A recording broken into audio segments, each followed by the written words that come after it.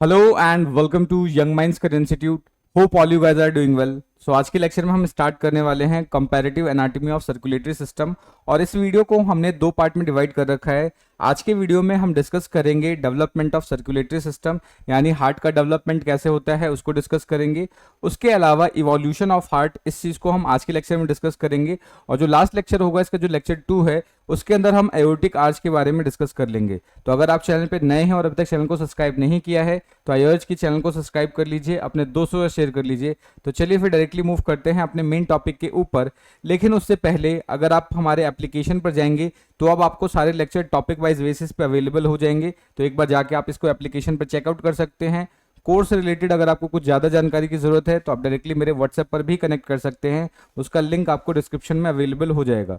तो चलिए फिर समझते हैं डेवलपमेंट ऑफ हार्ट। हार्ट का डेवलपमेंट कैसे होता है, ये एक बहुत ज़्यादा कॉम्प्लेक्स प्रोसेस है। तो इसको हम अगर एक बार अच्छे से समझ जाएंगे तो फिर सारी चीज़ें क्या है हम आसानी से रिलेट कर पाएंगे। ठीक है, तो चलिए फिर स्टार्ट करते हैं और समझते हैं डेवलपमेंट ऑफ हार्ट। ठीक है, सो लास्ट लेक्चर्स अगर आपने पूरा देखा होगा जिसके अंदर हमने यूरोजेनाइटल सिस्टम बताया था आपको, तो यूरोजेनाइटल सिस्टम के अंदर ही मैंने आपको बताया था कि सबसे पहले ट्राइलैमिनर डिस्क का फॉर्मेशन होता है। ठीक है, सो ट्राइलैमिनर डिस्क की बात करें तो कुछ इस तरीके का ट्राइलैमिनर डिस्क होता है।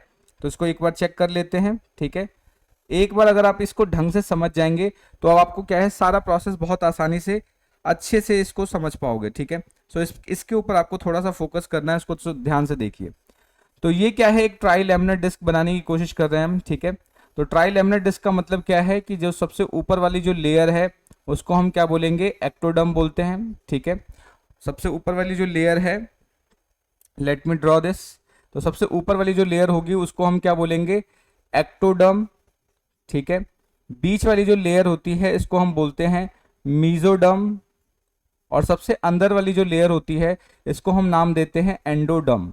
ठीक है, तो ये तीन लेयर बनती हैं बेसिकली, और इसी तीन लेयर्स को हम क्या बोलते हैं, ट्राइलैमिनर डिस्क बोलते हैं। ठीक है, अभी जो ट्राइलैमिनर डिस्क है इसी की मदद से क्या है अलग अलग ऑर्गन्स का फॉर्मेशन हमारी बॉडी के अंदर होता है। ठीक है, तो आज का जो हमारा कंसर्न है वो मीजोडर्म से है। ठीक है, क्योंकि लास्ट क्लास में आपको बताया था मैंने कि जो मीजोडर्म है, मीजोडर्म को हम फर्दर डिवाइड कर सकते हैं।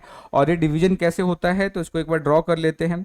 तो ये जो एक्टोडर्म है, लास्ट क्लास में आपको बताया था, जो एक्टोडर्म है वो एक्टोडर्म क्या करता है, इस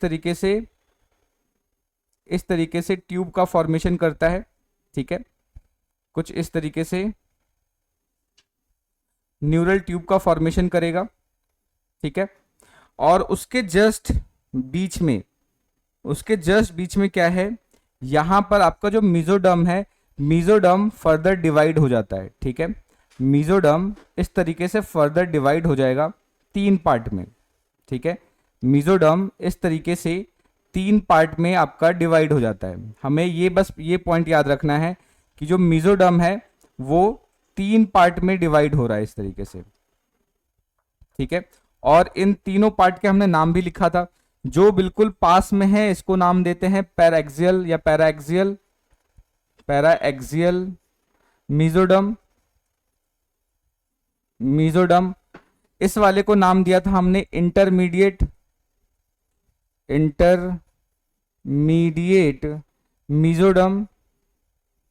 मीजोडर्म। और ये जो लास्ट वाला है इसको हमने नाम दिया था, इसको बोला था लेटरल प्लेट मीजोडर्म। ठीक है, अगर आपने यूरोजेनाइटल सिस्टम वाला वीडियो देखा होगा तो हमने देखा था कि यूरोजेनाइटल सिस्टम का फॉर्मेशन कैसे होता है। उसके अंदर मैंने आपको बताया था कि जो इंटरमीडिएट मीजोडर्म है, ये वाला इंटरमीडिएट मीजोडर्म है, ये बेसिकली क्या करता है, आपके यूरिनोजेनाइटल सिस्टम का फॉर्मेशन करता है। ठीक है, ये यूरिनोजेनाइटल सिस्टम का फॉर्मेशन करेगा। ठीक है, अब यहाँ पे जो आज का जो हमारा लेक्चर है वो तो डेवलपमेंट ऑफ हार्ट के ऊपर रिलेटेड है। तो आज हम समझेंगे कि हार्ट का डेवलपमेंट कैसा होता है। ठीक है, सो यहाँ पर ये जो आपका लेटरल प्लेट मीजोडर्म है, सबसे इंपॉर्टेंट स्ट्रक्चर है ये। तो ये जो लेटरल प्लेट मीजोडर्म है, यही लेटरल प्लेट मीजोडर्म आगे जाके क्या बनाने वाला है, इसी लेटरल प्लेट मीजोडर्म से आगे जाके हमारा सर्कुलेटरी सिस्टम या बोल सकते हो कि पूरे हार्ट का डेवलपमेंट होता है। ठीक है, सो हार्ट का जो डेवलपमेंट है वो लेटरल प्लेट मेसोडर्म से होगा, तो ये चीज आपको याद रखना है। तो अभी हमने सिर्फ इतना समझा कि जो लेटरल प्लेट मेसोडर्म है, यानी जो मेसोडर्म का जो लास्ट वाला जो पार्ट है जिसको हम लेटरल प्लेट मेसोडर्म है, उसी से जाके इसका ओरिजिन होने वाला है या हार्ट का डेवलपमेंट होने वाला है, ठीक है।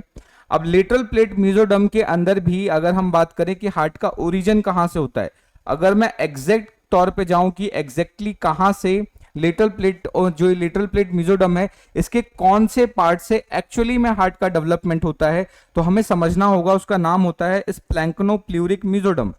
तो ओरिजिन की बात करें कि हार्ट का ओरिजिन कहां से होता है, तो स्प्लैंक्नोप्ल्यूरिक मेसोडर्म।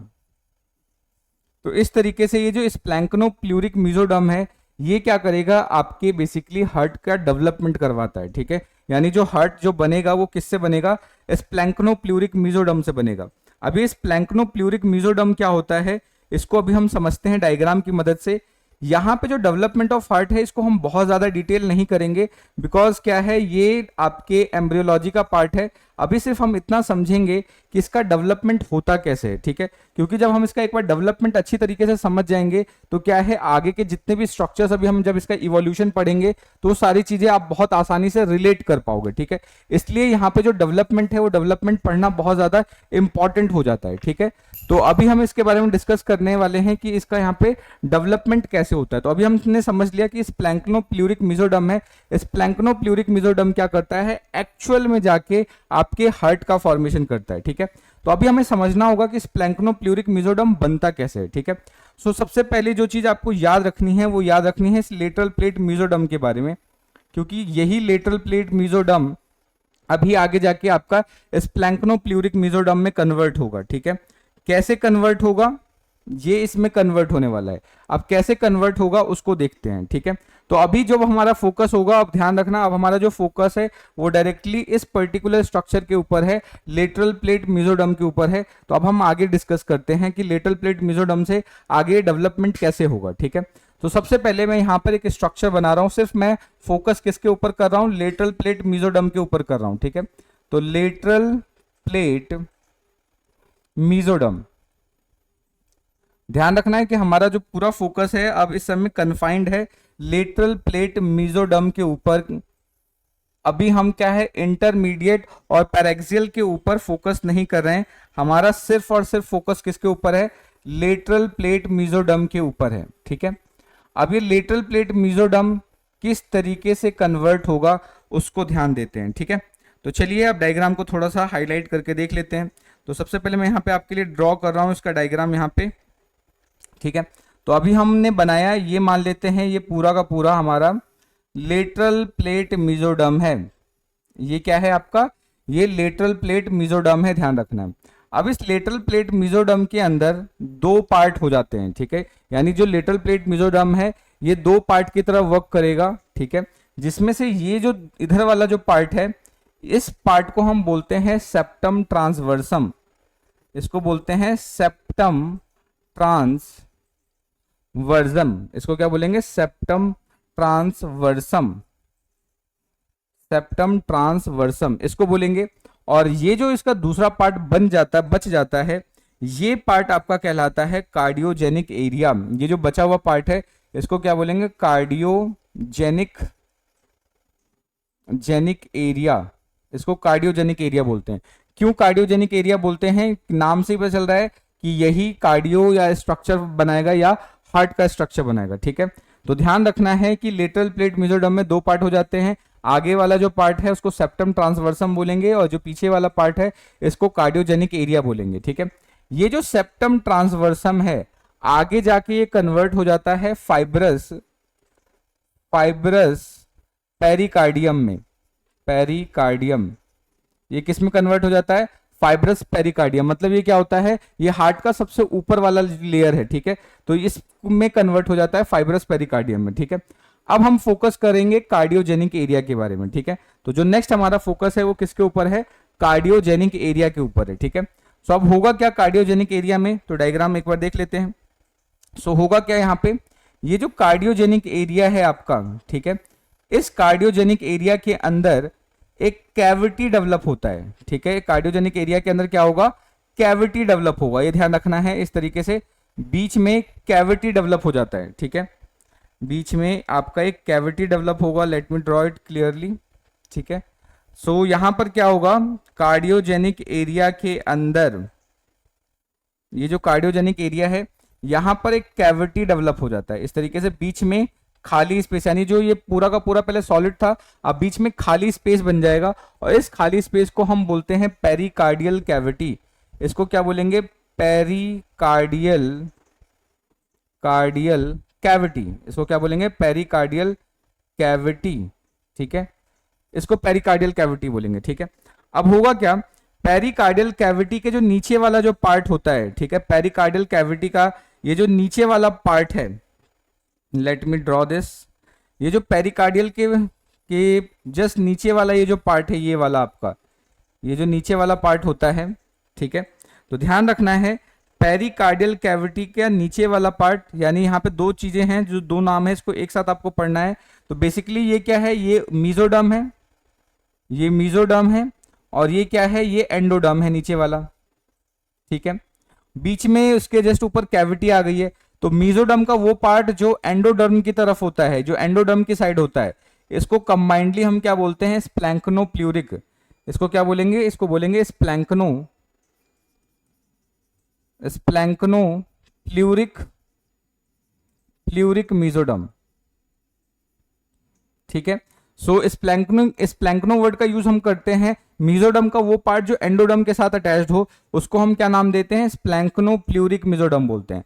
अब ये जो स्प्लैंक्नोप्ल्यूरिक मीजोडर्म है आपका, यही अभी जैसे मैंने आपको बताया था कि यही हेल्प करता है हार्ट के ओरिजिन के लिए, ठीक है, यानी इसी से हार्ट का फॉर्मेशन होता है। उसके अलावा अगर हम बात करें यहाँ पर, ये जो दूसरा पार्ट रह जाता है आपका, ये जो सेकंड वाला पार्ट है, ये वाला पार्ट, तो यहां पर हमें क्या याद रखना है कि यहां पर आपका ये देखो, ये जो स्ट्रक्चर है आप देख पा रहे हो यहां पे, ये तो है आपका एक्टोडर्म, ये है एक्टोडर्म, और ये क्या है, ये मीजोडर्म है। तो मीजोडर्म का वो पार्ट जो एक्टोडर्म के साथ होता है, उसको बोलते हैं सोमैटोप्ल्यूरिक मीजोडर्म। इसको क्या बोला जाएगा, इसको बोला जाएगा सोमैटोप्ल्यूरिक मीजोडर्म, ठीक है, ये चीज आपको याद रखना है। सो यहां पर क्या है आपका, दो स्ट्रक्चर बन गए, एक हो गया सोमैटोप्ल्यूरिक मीजोडर्म, और दूसरा क्या हो जाएगा आपका, स्प्लैंक्नोप्ल्यूरिक मीजोडर्म। अब हम क्या करेंगे, अब मैं यहाँ पे ज्यादा डिटेल नहीं करूंगा, अदरवाइज हमारा पूरा लेक्चर डेवलपमेंट में ही खत्म हो जाएगा, और ये पार्ट बेसिकली क्या है, आपके एम्ब्रियोलॉजी का पार्ट है, ठीक है। सो अभी हम सिर्फ इतना समझेंगे कि हमें सिर्फ मुझे ये डायग्राम आपको समझाना था कि स्प्लैंक्नोप्ल्यूरिक मीजोडर्म क्या होता है। अब जब हमने स्प्लैंक्नोप्ल्यूरिक मीजोडर्म समझ लिया है, तो अब समझते हैं कि हार्ट का डेवलपमेंट इससे, ये जो आपका स्प्लैंक्नोप्ल्यूरिक मीजोडर्म है, इससे हार्ट बनता कैसे है, ठीक है, तो इसको समझ लेते हैं।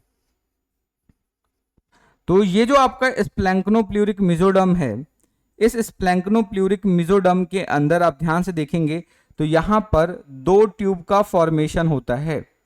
स्प्लैंक्नोप्ल्यूरिक मीजोडर्म के अंदर क्या है, इस तरीके से दो ट्यूब का फॉर्मेशन होता है, ये चीज आपको याद रखना है। ये सबसे इंपॉर्टेंट चीज है कि यहां पर दो ट्यूब का फॉर्मेशन होगा, और इन दोनों ट्यूब को हम नाम देते हैं एंडोकार्डियल ट्यूब, ठीक है। तो ये क्या होगा, टू एंडोकार्डियल ट्यूब, ठीक है। सो ध्यान रखना है कि स्प्लैंक्नोप्ल्यूरिक मीजोडर्म के अंदर क्या बनेगा, यहां पे मैं इसको सही से लिख लेता हूं, ये दोनों काफी मिक्स हो गए हैं, अदरवाइज बाद में जब आप इसको पढ़ोगे तो थोड़ा बहुत कंफ्यूजन हो जाएगा, तो मैं इसको दोबारा लिख लेता हूं, ठीक है। तो ध्यान रखना है कि स्प्लैंक्नोप्ल्यूरिक मीजोडर्म के अंदर, मैं यहाँ पे फ्लो चार्ट की तौर पे इसको समझाने की कोशिश करता हूँ। स्प्लैंक्नोप्ल्यूरिक मीजोडर्म के अंदर यहां पर आप ये देख रहे हो क्या होगा, develops to endocardial tube, develop to endocardial tube. ये क्या करेगा, दो एंडोकार्डियल ट्यूब का फॉर्मेशन करेगा, ठीक है। अब ये जो दो एंडोकार्डियल ट्यूब यहां पर बने हैं इस तरीके से, ये इस तरीके से दो एंडोकार्डियल ट्यूब इस तरीके से बने हुए हैं, इस तरीके से।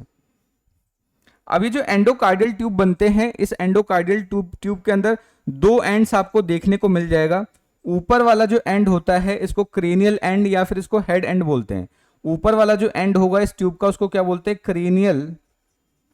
क्रेनियल एंड, या इसको हम हेड एंड भी बोल सकते हैं। ठीक है, नीचे वाला है ये टेल की तरफ होता है तो उसको हम कॉर्डल एंड बोल सकते हैं। ठीक है, कॉर्डल एंड या इसको टेल एंड भी बोला जा सकता है। ठीक है, सो ध्यान रखना है कि इस प्लैंक्नो प्लूरिक मेसोडर्म के अंदर दो एंडोकार्डियल ट्यूब का फॉर्मेशन होगा और दोनों एंडोकार्डियल ट्यूब के जो अपर वाला पार्ट है उसको क्रेनियल एंड बोलेंगे और नीचे वाला जो एंड है उसको कॉर्डल एंड बोलेंगे। ठीक है, अब इसके बाद क्या होता है, इसके बाद का जो डायग्राम है हम यहां पर समझने की कोशिश करते हैं। ठीक है, अब यहां पर होगा क्या कि जो दोनों ट्यूब हैं, ठीक है, जो दोनों एंडोकार्डियल ट्यूब हैं वो आपस से क्रेनियल एंड में से, जो क्रेनियल एंड की साइड से ये जो दोनों ट्यूब हैं ये आपस में फ्यूज हो जाते हैं, जुड़ जाते हैं। ठीक है, सो क्या होगा, fusion of endocardial tube towards head and. ठीक है, हेड एंड की तरफ से दोनों फ्यूज होंगे और फ्यूज होने के बाद कुछ इस तरीके का स्ट्रक्चर आपको देखने को मिल जाएगा। सो अब क्या होगा, एक हमें कॉमन ट्यूब मिलेगा। ठीक है, अब कॉमन ट्यूब क्योंकि ऊपर दोनों फ्यूज हो चुके हैं, अब ये कॉमन ट्यूब है, अब नीचे की तरफ से दोनों फ्यूज नहीं हुए हैं तो इस तरीके से यहां पर हमें दो ओपनिंग्स इस तरीके से देखने को यहां पर मिल जाएगी। ठीक है, इस तरीके से आपको ये दो ओपनिंग देखने को मिल जाती है। ठीक है, अब ये जो दो ओपनिंग है तो यहां पे जो पार्ट फ्यूज्ड है, ये जो पार्ट फ्यूज हुआ है इसको हम बोलते हैं ट्रंकस एट्रियोसस। इसको क्या बोलेंगे, इस ऊपर वाला पार्ट जो हेड एंड वाला पार्ट है इसको बोलते हैं ट्रंकस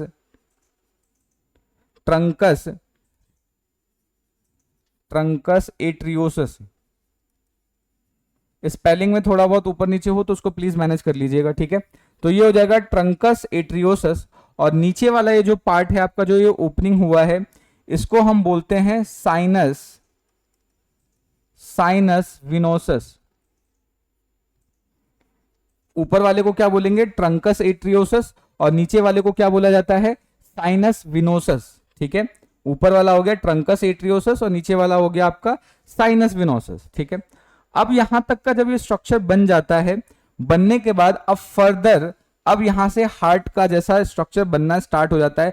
जो प्रिमिटिव हार्ट है, प्रिमिटिव हार्ट जैसा स्ट्रक्चर आपको दिखना स्टार्ट हो जाता है। ठीक है, अब ये जो अभी हम स्ट्रक्चर अब बनाने जाएंगे इसको आपको बहुत अच्छे से याद रखना है क्योंकि यही स्ट्रक्चर आगे जाके अलग अलग जगहों में अलग अलग स्पीसीज के अंदर अलग अलग टाइप के हार्ट बनेगा, उसी के अंदर स्ट्रक्चर के अंदर मॉडिफिकेशन होगा। ठीक है, सो ये जो ट्रंकस एट्रियोसस है या जो क्रेनियल एंड है इसके अंदर कॉन्ट्रैक्शन स्टार्ट होगा। तो क्या होगा, कंस्ट्रक्शन, यहां पे कंस्ट्रक्शन से स्टार्ट होगा। कंस्ट्रक्शन का मतलब ये आपस में इस तरीके से अंदर से दबना स्टार्ट करेंगे। ठीक है, तो जब ये कंस्ट्रक्शन से स्टार्ट करते हैं तो कंस्ट्रक्शन से स्टार्ट करने के बाद कुछ इस तरीके का स्ट्रक्चर आपको देखने को यहां पर मिल जाएगा। इस तरीके से इस तरीके से ये क्या होगा, तीन कंस्ट्रक्शन से स्टार्ट होंगे। ठीक है, और नीचे वाला आपका साइनस विनोसस वाला पार्ट एज इट इज है, उसमें कोई बदलाव नहीं हुआ है, वहां पे किसी भी तरीके का चेंज हमें देखने को नहीं मिलता। ठीक है, तो इस तरीके से ये तीन कंस्ट्रक्शंस डेवलप होंगे। अब जब ये तीन कंस्ट्रक्शंस डेवलप हुए हैं तो अब इनके नाम अलग अलग हो जाएंगे। पहले ट्रंकस एट्रियोसस था, इसमें कंस्ट्रक्शन डेवलप हुआ, अब इसके अंदर नाम बदल जाएंगे इसका। ठीक है, तो जो अपर वाला जो कंस्ट्रक्शन है, ये जो अपर वाला पार्ट देख रहे हो इसको हम बोलते हैं बल्बस कॉर्डिस। इसको क्या बोलते हैं, बल्बस कॉर्डिस, इसको बोला जाएगा बल्बस कॉर्डिस। ठीक है, नाम याद रखना है आपको, बल्बस कॉर्डिस। उसके बाद ये वाला जो पार्ट है इसको बोलेंगे प्रिमिटिव, इसको बोलेंगे प्रिमिटिव वेंट्रिकल, इसको बोलेंगे प्रिमिटिव वेंट्रिकल। इससे जस्ट ये नीचे वाला जो पार्ट है इसको बोलेंगे प्रिमिटिव एट्रियम। ठीक है, और ये जस्ट नीचे वाला तो आप देख ही रहे हो, ये क्या है, साइनस विनोसस है। ये क्या है हमारा, साइनस विनोसस, ये साइनस विनोसस है। और ये इसका क्या है, राइट हॉर्न है और ये इसका लेफ्ट हॉर्न हो जाएगा। ठीक है, इसमें से एक इसका राइट हॉर्न और एक हो जाएगा इसका लेफ्ट हॉर्न। ठीक है, साइनस विनोसस के ये हॉर्न हो गए। तो ये पूरा का पूरा इस तरीके से अब हार्ट बन गया। बस हमें यही स्ट्रक्चर समझना था। अब इसी स्ट्रक्चर्स के अंदर अब आगे जाके जो मॉडिफिकेशंस होंगे उसी के बेसिस में किसी में 2 चैम्बर्ड बनेगा, किसी में 3 चैम्बर्ड बनेगा। तो यहाँ पे जो 2 नाम मैंने यहाँ पे लिखे हैं, ये ध्यान से देखो यहाँ पर, ये जो 2 नाम लिखे हैं प्रिमिटिव वेंट्रिकल, ठीक है, ये है प्रिमिटिव वेंट्रिकल। तो प्रिमिटिव वेंट्रिकल क्या है, ये आगे जाके वेंट्रिकल बनाएगा। और ये जो प्रिमिटिव एट्रियम है ये क्या है, आपका एट्रियम का फॉर्मेशन करेगा, ठीक है। अब वो 4 चैम्बर कैसे बनते हैं उसको अभी हम थोड़ी देर में डिस्कस करेंगे। जो ह्यूमंस के अंदर इसके जो 4 चैम्बर है वो कैसे बनते हैं, ठीक है। तो जनरली ये जो आपका प्रिमिटिव एट्रियम है, ये जो प्रिमिटिव एट्रियम या प्रिमिटिव वेंट्रिकल है, इनके अंदर ही क्या होता है, यहां पर इस तरीके से सेप्टम डेवलप होना स्टार्ट हो जाएगा। इस तरीके से अगर सेप्टम डेवलप होना स्टार्ट हो जाता है बीच में, तो वही क्या हो जाएगा, 4 चैम्बर में कन्वर्ट हो जाते हैं। तो ध्यान रखना कि प्रिमिटिव वेंट्रिकल और प्रिमिटिव एट्रियम के अंदर ही चैम्बर्स या इस तरीके से सेप्टम डेवलप होना स्टार्ट होगा। तो सेप्टम डेवलप होने के बाद वो 4 चैम्बर में फॉर्मेशन करेंगे। ये चीज आपको इसके बारे में अच्छे से याद रखना है। तो ये पूरा का पूरा हमारा क्या हो गया, डेवलपमेंट ऑफ हार्ट है। इसके अलावा और भी यहाँ पर बहुत सारी चीजें हैं जो हमें पढ़नी होती है, लेकिन उसको अभी हम यहाँ पे डिस्कस नहीं करेंगे बिकॉज वो एम्ब्रियोलॉजी का पार्ट है। इसमें एक स्ट्रक्चर और पढ़ लेते हैं क्योंकि अभी हम आगे जाएंगे तो उन टर्म्स का यूज होने वाला है, ठीक है। तो ये जो बल्बस कॉर्डिस है, बल्बस कॉर्डिस को थोड़ा और डिस्कस कर लेते हैं क्योंकि बल्बस कॉर्डिस का कुछ एक पार्ट है जो आपसे पूछा जा सकता है। आगे हम यूज करेंगे उस टर्म को, तो आपको समझ में नहीं आएगा कि वो टर्म कहां से आ गया, ठीक है। तो अभी मैं सिर्फ क्या है, बल्बस कॉर्डिस का डायग्राम बना रहा हूं, ठीक है। तो ये जो डायग्राम है आपका, ये सिर्फ और सिर्फ आपका बल्बस कॉर्डिस का डायग्राम है, ठीक है। अब ये जो बल्बस कॉर्डिस है, बल्बस कॉर्डिस के अंदर थोड़ा बहुत मॉडिफिकेशन होता है, ठीक है। अब ये क्या है, इसका थोड़ा बहुत मॉडिफिकेशन है। तो इसमें जो ये वाला जो पार्ट है, नीचे वाला जो पार्ट है, ये वाला पार्ट, इसको बोलते हैं पैरोक्सिमल पार्ट, ठीक है। इसको क्या बोलेंगे, पैरोक्सिमल, इसको बोलते हैं पैरोक्सिमल 1/3 पार्ट, ठीक है, 1/3 पार्ट, ये है पैरोक्सिमल 1/3 पार्ट, ठीक है। उसके बाद ये बस ये नाम मुझे यहां पर बताना था क्योंकि यही नाम हमें अभी जस्ट यूज करेंगे, ठीक है। उसके बाद ये जस्ट ऊपर वाला पार्ट है बल्बस कॉर्डिस का, ये वाला, इसको हम बोलते हैं कोनस। इसको क्या बोलते हैं, कोनस। तो अभी हम आगे जाके कोनस यूज करेंगे, तो ये जस्ट आप नाम याद रख लेंगे कि कोनस कौन सा स्ट्रक्चर है। तो बल्बस कॉर्डिस का ही कुछ पार्ट किस में कन्वर्ट हो जाता है, कोनस में कन्वर्ट हो जाता है। और ये जो ऊपर वाला पार्ट है वो अगेन इसको ट्रंकस एट्रियोसस ही बोलते हैं, ठीक है। इसको क्या बोलते हैं, ट्रंकस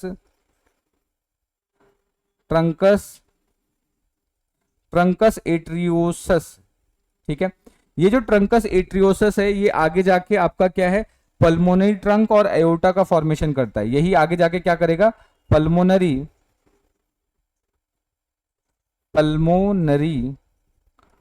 ट्रंक, और यही आपका जाके एओर्टा का फॉर्मेशन करेगा, असेंडिंग एओर्टा बनाएगा। असेंडिंग एओर्टा बाद में जाके बनाता है। तो ये छोटे छोटे नाम आपको हैं जो याद रखने हैं बिकॉज क्या है, इसका यूज अभी हम करने वाले हैं कि किस तरीके से इसका डेवलपमेंट होता है। तो ये चीज आपको याद रखना है। तो ये जो बल्बस कॉर्डिस है उसका जो आगे वाला सबसे ऊपर वाला पार्ट है जो वेंट्रल एओर्टा जैसा कुछ बनाएगा, उसी के अंदर क्या है, एओर्टा और पल्मोनरी ट्रंक बनता है। उससे जस्ट नीचे क्या है, कॉनस बनेगा, और जस्ट उसके नीचे वाला पैरोक्सिमल 1/3 पार्ट होता है। बाकी इसके जो फंक्शन क्या है उसको हम बाद में डिस्कस करेंगे, ठीक है। सो आई होप आपको जो डेवलपमेंट ऑफ हार्ट है अच्छे से समझ में आ गया होगा, ठीक है। मैं एक बार इसको फटाफट रिपीट कर देता हूं। तो जस्ट जनरली क्या है, सबसे पहले हमने देखा जो ट्राइलेमिनर डिस्क था, ट्राइलेमिनर डिस्क में जो मेसोडर्म वाला पार्ट है, ठीक है, मेसोडर्म वाले पार्ट में जो लेटरल प्लेट मेसोडर्म की बात कर रहे हैं, ठीक है। तो लेटरल प्लेट मेसोडर्म क्या है, वो इसके अंदर क्या होगा, स्प्लिटिंग होगा। बेसिकली हमें याद रखना है स्प्लैंक्नोप्ल्यूरिक मेसोडर्म, क्योंकि स्प्लैंक्नोप्ल्यूरिक मेसोडर्म ही क्या है, आगे जाके हार्ट का फॉर्मेशन करता है। जैसा भी आप यहाँ पे डायग्राम देखो, 2 ट्यूब है, फ्यूज हो गए, फ्यूज होने के बाद इस तरीके से पूरा का पूरा स्ट्रक्चर बना रहे हैं यहाँ पे, ठीक है। तो ये चीज आपको इसके बारे में अच्छे से याद रखना है। उसके बाद लेटरल प्लेट कार्डियोजेनिक एरिया, उसके बाद ये 2 पार्ट में डिवाइड हो गए, उसके बाद ये पूरा स्ट्रक्चर बन गया। सो जनरली क्या है, दोनों ट्यूब फ्यूज होकर ट्रंकस एट्रियोसस साइनस वेनोसस बनाएगा, ठीक है। तो ये क्या है, बेसिकली आपका वेन वाला रीजन है, ठीक है। एक चीज और मैं आपको यहाँ पे स्टार्ट में ही बता दूं कि ब्लड का फ्लो कैसे होता है। ब्लड क्या होगा, यहाँ से लेफ्ट हॉर्न और राइट हॉर्न से ब्लड कलेक्ट किया जाता है। उसके बाद कहाँ जाएगा, आपका एट्रियम में ब्लड जाएगा, एट्रियम से फिर कहाँ जाता है, आपके वेंट्रिकल, प्रिमिटिव वेंट्रिकल, और वेंट्रिकल के बाद ये जो बल्बस कॉर्डिस है ये आगे जाके एयोटा में या पल्मोनरी आर्च में कन्वर्ट होता है और यहीं से क्या है ब्लड बेसिकली क्या है पूरे बॉडी में ट्रांसफर कर दिया जाता है। इस तरीके से ये चीज आपको याद रखना है। तो ये क्या है, ब्लड फ्लो की डायरेक्शन है, ये आपके ब्लड फ्लो डायरेक्शन है, ठीक है। ब्लड का फ्लो ऐसे ही होगा, right horn left horn sinus venosus से ब्लड एंटर करेगा और इस तरीके से फिर एट्रियम, फिर वेंट्रिकल और फिर आयोटा या फिर पल्मोनरी आर्च की मदद से पूरे बॉडी में ट्रांसफर कर दिया जाता है। ये चीज आपको इसके बारे में अच्छे से याद रखना है, ठीक है। सो आई होप आपको ये सारी चीजें अच्छे से समझ में आ गई होंगी। अगर फिर भी कोई डाउट है, कोई सजेशन है तो आप कमेंट करके बता सकते हैं, ठीक है। तो ये पूरा क्या था हमारा डेवलपमेंट ऑफ हार्ट थर्ड, ठीक है। अब हम क्या करेंगे कि थोड़ा बहुत समझ लेते हैं जो हमने पीपीटी के अंदर लिखा है कि सर्कुलेटरी सिस्टम करता क्या है, ठीक है। जनरली इसका डेवलपमेंट कैसे होता है, उसके अलावा सर्कुलेटरी सिस्टम में क्या क्या चीजें आती हैं उनको समझते हैं, ठीक है। जनरली क्या होता है कि चाहे कैसा भी एनिमल क्यों ना हो, चाहे वो वन सेल बॉडी ऑर्गेनिज्म हो या फिर आप बोल सकते हैं मल्टी सेलुलर ऑर्गेनिज्म हो, उनके अंदर जो फूड होता है, फूड बेसिकली मान लेते हैं कि फूड का कहीं पर एब्जॉर्प्शन हुआ या फूड का डाइजेशन हुआ, उसका एक्सक्रीटरी सिस्टम के थ्रू जो एक्सक्रीटरी वेस्ट बना, या फिर बात करें रेस्पिरेटरी सिस्टम के थ्रू जो बनने वाला कार्बन डाइऑक्साइड या ऑक्सीजन है, उसको बॉडी के अलग अलग पार्ट तक ट्रांसफर करना पड़ता है, उसका डिस्ट्रीब्यूट करना होता है, ठीक है। तो उसके डिस्ट्रीब्यूशन के लिए जो सिस्टम होता है उस सिस्टम को ही हम सर्कुलेटरी सिस्टम बोलते हैं, ठीक है। अब क्योंकि कोई अगर मान लेते हैं कोई ऑर्गेनिज्म सिंगल सेल्ड है, ठीक है, यानी उसकी बॉडी में सिर्फ एक ही सेल है, तो यहां पर क्या होगा कि वेल ऑर्गेनाइज सर्कुलेटरी सिस्टम देखने को नहीं मिलता। यहां पर क्या होगा कि उनके जो साइटोप्लाज्म है, ठीक है, साइटोप्लाज्म के अंदर उनका मूवमेंट होना स्टार्ट हो जाता है। यानी सपोज करो ये सेल है, अब सेल के अंदर इस तरीके से साइटोप्लाज्म है, ठीक है। अब साइटोप्लाज्म के अंदर ही मूवमेंट होना स्टार्ट हो जाता है, जिसको हम स्ट्रीमिंग मूवमेंट या फिर साइक्लोसिस बोलते हैं, ठीक है। तो स्ट्रीमिंग मूवमेंट या साइक्लोसिस की मदद से ही जो फूड है वो सेल के अलग अलग पार्ट तक पहुंचा दिए जाते हैं, ठीक है। लेकिन अगर वही हम मल्टी सेलुलर ऑर्गेनिज्म की बात करें तो मल्टी सेलुलर ऑर्गेनिज्म के अंदर क्या है, डेडिकेटेड सिस्टम होना स्टार्ट हो जाता है, ठीक है, जिसकी मदद से वो बेसिकली क्या है फूड का ट्रांसफर करवा देंगे या वेस्ट का ट्रांसफर हो जाएगा। तो अगर हम बात करें मल्टी सेलुलर में भी, अगर पोरीफेरा की बात करें, सिलेंट्रेटा की बात करें, तो यहां पर जो एक्सचेंज होता है वो सिंपल डिफ्यूजन की मदद से होगा। लेकिन अगर हम बात करें हायर ऑर्गेनिज्म के बारे में, हायर वर्टिब्रेट्स के बारे में, तो हायर वर्टिब्रेट्स के अंदर आप देखोगे कि इनके पास एक वेल डिफाइंड सिस्टम होता है, ठीक है। इनके अंदर डिफ्यूजन से सिर्फ काम नहीं बनने वाला है, क्योंकि यहां पर क्या है बॉडी बड़ी होती है और क्या है हर एक सिस्टम डायरेक्टली बोल सकते हैं एटमॉस्फेयर के कांटेक्ट में नहीं होता। तो यहां पर क्या है एक वेल डेवलप्ड सर्कुलेटरी सिस्टम की रिक्वायरमेंट होती है, ठीक है। तो ये चीज आपको याद रखना है। अब अगर ये जो सर्कुलेटरी सिस्टम है, ये जो आपका सर्कुलेटरी सिस्टम है, इसमें अगर आप देखेंगे तो सर्कुलेटरी सिस्टम को हम दो पार्ट में डिवाइड कर रहे हैं। एक तो आ जाएगा ब्लड सर्कुलेटरी सिस्टम और एक है लिम्फेटिक सिस्टम, ठीक है। एक तो हो जाएगा ब्लड सर्कुलेशन, एक होगा ब्लड सर्कुलेशन और दूसरा होता है आपका लिम्फ सर्कुलेशन, लिम्फ सर्कुलेशन, ठीक है। ब्लड सर्कुलेशन की बात करें तो यहां पर बेसिकली आपके पास क्या होगा, एक तो सिंपल सा ब्लड प्रेजेंट होता है। ब्लड को अभी हम ज्यादा डिटेल यहां पर नहीं करेंगे बिकॉज ये फिजियोलॉजी का पार्ट हो जाता है। तो ब्लड की अगर हम बात करें तो ब्लड बेसिकली क्या है, आपने पढ़ा होगा दो कंपोनेंट से मिलकर बनता है। एक होता है इसके अंदर प्लाज्मा, ठीक है, जो कि 55% होता है। उसके अलावा दूसरी बात करें तो ब्लड सेल्स या ब्लड कॉर्पस्कल्स होता है, ठीक है, ब्लड कॉर्पस्कल्स वो आपका 45% होता है, ठीक है। ब्लड के अलावा यहां पर आप ब्लड वेसल्स की बात कर लेते हैं, यहां पर ब्लड वेसल्स होंगे, ठीक है। ब्लड वेसल्स की बात करें तो यहां पे आपको आर्टरीज होता है, आर्टरी हो गया, वेन्स हो गया, कैपिलरीज हो गया। ये सारी चीजें आपको ब्लड सर्कुलेशन के अंदर डिस्कस करना होता है, तो इसको हम यहां पे डिटेल नहीं करेंगे बिकॉज ये क्या है फिजियोलॉजी का पार्ट है, ठीक है। लिम्फ सर्कुलेशन की बात करें तो यहां पर बेसिकली सबसे पहले आपका लिम्फ होता है, ठीक है। अब लिम्फ क्या होगा इसकी अगर हम बात करें तो लिम्फ जनरली हम कैसे बना सकते हैं, अगर सपोज करो ब्लड में से आरबीसी, ठीक है, और उसके अलावा क्लॉटिंग फैक्टर्स को माइनस कर दें, क्लॉटिंग फैक्टर्स, ठीक है, अगर इनको हम हटा दे, सब्ट्रैक्ट कर दे, तो जो रिमेनिंग पार्ट है वो हमारा लिम्फ कहलाएगा, ठीक है। अब लिम्फेटिक सिस्टम के अंदर आप देखोगे कि लिम्फ वेसल्स होते हैं, लिम्फ वेसल्स होंगे, लिम्फ कैपिलरीज होती हैं, लिम्फ कैपिलरीज होती हैं, उसके अलावा लिम्फ नोड होता है, ठीक है। इन चीजों से पूरा का पूरा लिम्फ का सर्कुलेशन होता है, ये चीज आपको याद रखना है। और लिम्फ बेसिकली एक एक्स्ट्रा सेलुलर फ्लूइड होता है, या फिर इसको हम टिश्यू फ्लूइड भी बोलते हैं, सेल के बाहर प्रेजेंट होगा। तो इस तरीके से हमें ये पूरा सर्कुलेशन पढ़ना होता है, ठीक है। तो अभी हम यहाँ पर क्या है, इसके फिजियोलॉजी वाले एस्पेक्ट को डिस्कस नहीं करेंगे, जस्ट ये बनता कैसे है वो मैंने आपको थोड़ा सा ओवरव्यू दे दिया है। बाकी जो डिटेल है ये हमें बेसिकली किस में करना है, फिजियोलॉजी में करना है, ठीक है। सो आई होप आपको यहाँ तक की चीजें अच्छे से समझ में आ रही होंगी। अगर कोई डाउट बन रहा है, कोई सजेशन है, तो आप कमेंट करके बता सकते हैं। लेक्चर थोड़ा लंबा जरूर हो सकता है, लेकिन इसके अंदर हमने ऑलमोस्ट सारे पॉइंट्स को बहुत अच्छे से कवर करने की कोशिश कर रहे हैं, ठीक है। सो अगर वीडियो में किसी भी पॉइंट पे कोई डाउट बनता है तो आप डायरेक्टली कमेंट करके पूछ सकते हैं, ठीक है। अब हम बात करते हैं पार्ट्स ऑफ सर्कुलेटरी सिस्टम, तो ये भी हमने डिस्कस कर ही लिया है, ठीक है। तो इसके अंदर सर्कुलेटरी सिस्टम के अंदर ब्लड वेस्कुलर सिस्टम होगा, उसके अलावा लिम्फेटिक सिस्टम होता है, ठीक है। ये दोनों चीजें अभी हमने डिस्कस कर लिया, तो इसको फटाफट हटा ही देते हैं, ठीक है। तो ब्लड वेस्कुलर सिस्टम और लिम्फेटिक सिस्टम होगा। ब्लड वेस्कुलर सिस्टम के अंदर आपका ब्लड आ जाएगा, ठीक है। उसके अलावा इसके अंदर हार्ट है उसके ट्रांसपोर्ट के लिए, ठीक है। और हार्ट बेसिकली क्या है, ऐसा माना जाता है कि हार्ट क्या है, मॉडिफाइड ब्लड वेसल्स है, ठीक है। ब्लड क्या है, मॉडिफाइड ब्लड वेसल्स है। तो अभी हमने देखा था कि दोनों जो एंडोकार्डियल ट्यूब है उसका फॉर्मेशन हुआ था, एंडोकार्डियल ट्यूब के मॉडिफिकेशन से हार्ट बनता है, ठीक है। सो जो बेसिकली एंडोकार्डियल ट्यूब है बेसिकली वो एक टाइप का क्या है, ब्लड वेसल ही है। इसलिए हम बोल सकते हैं कि जो हार्ट है वो क्या है, एक मॉडिफाइड ब्लड वेसल है, ठीक है। ये क्या है, मॉडिफाइड ब्लड वेसल है। क्यों? क्योंकि इसका जो फॉर्मेशन हो रहा है वो एंडोकार्डियल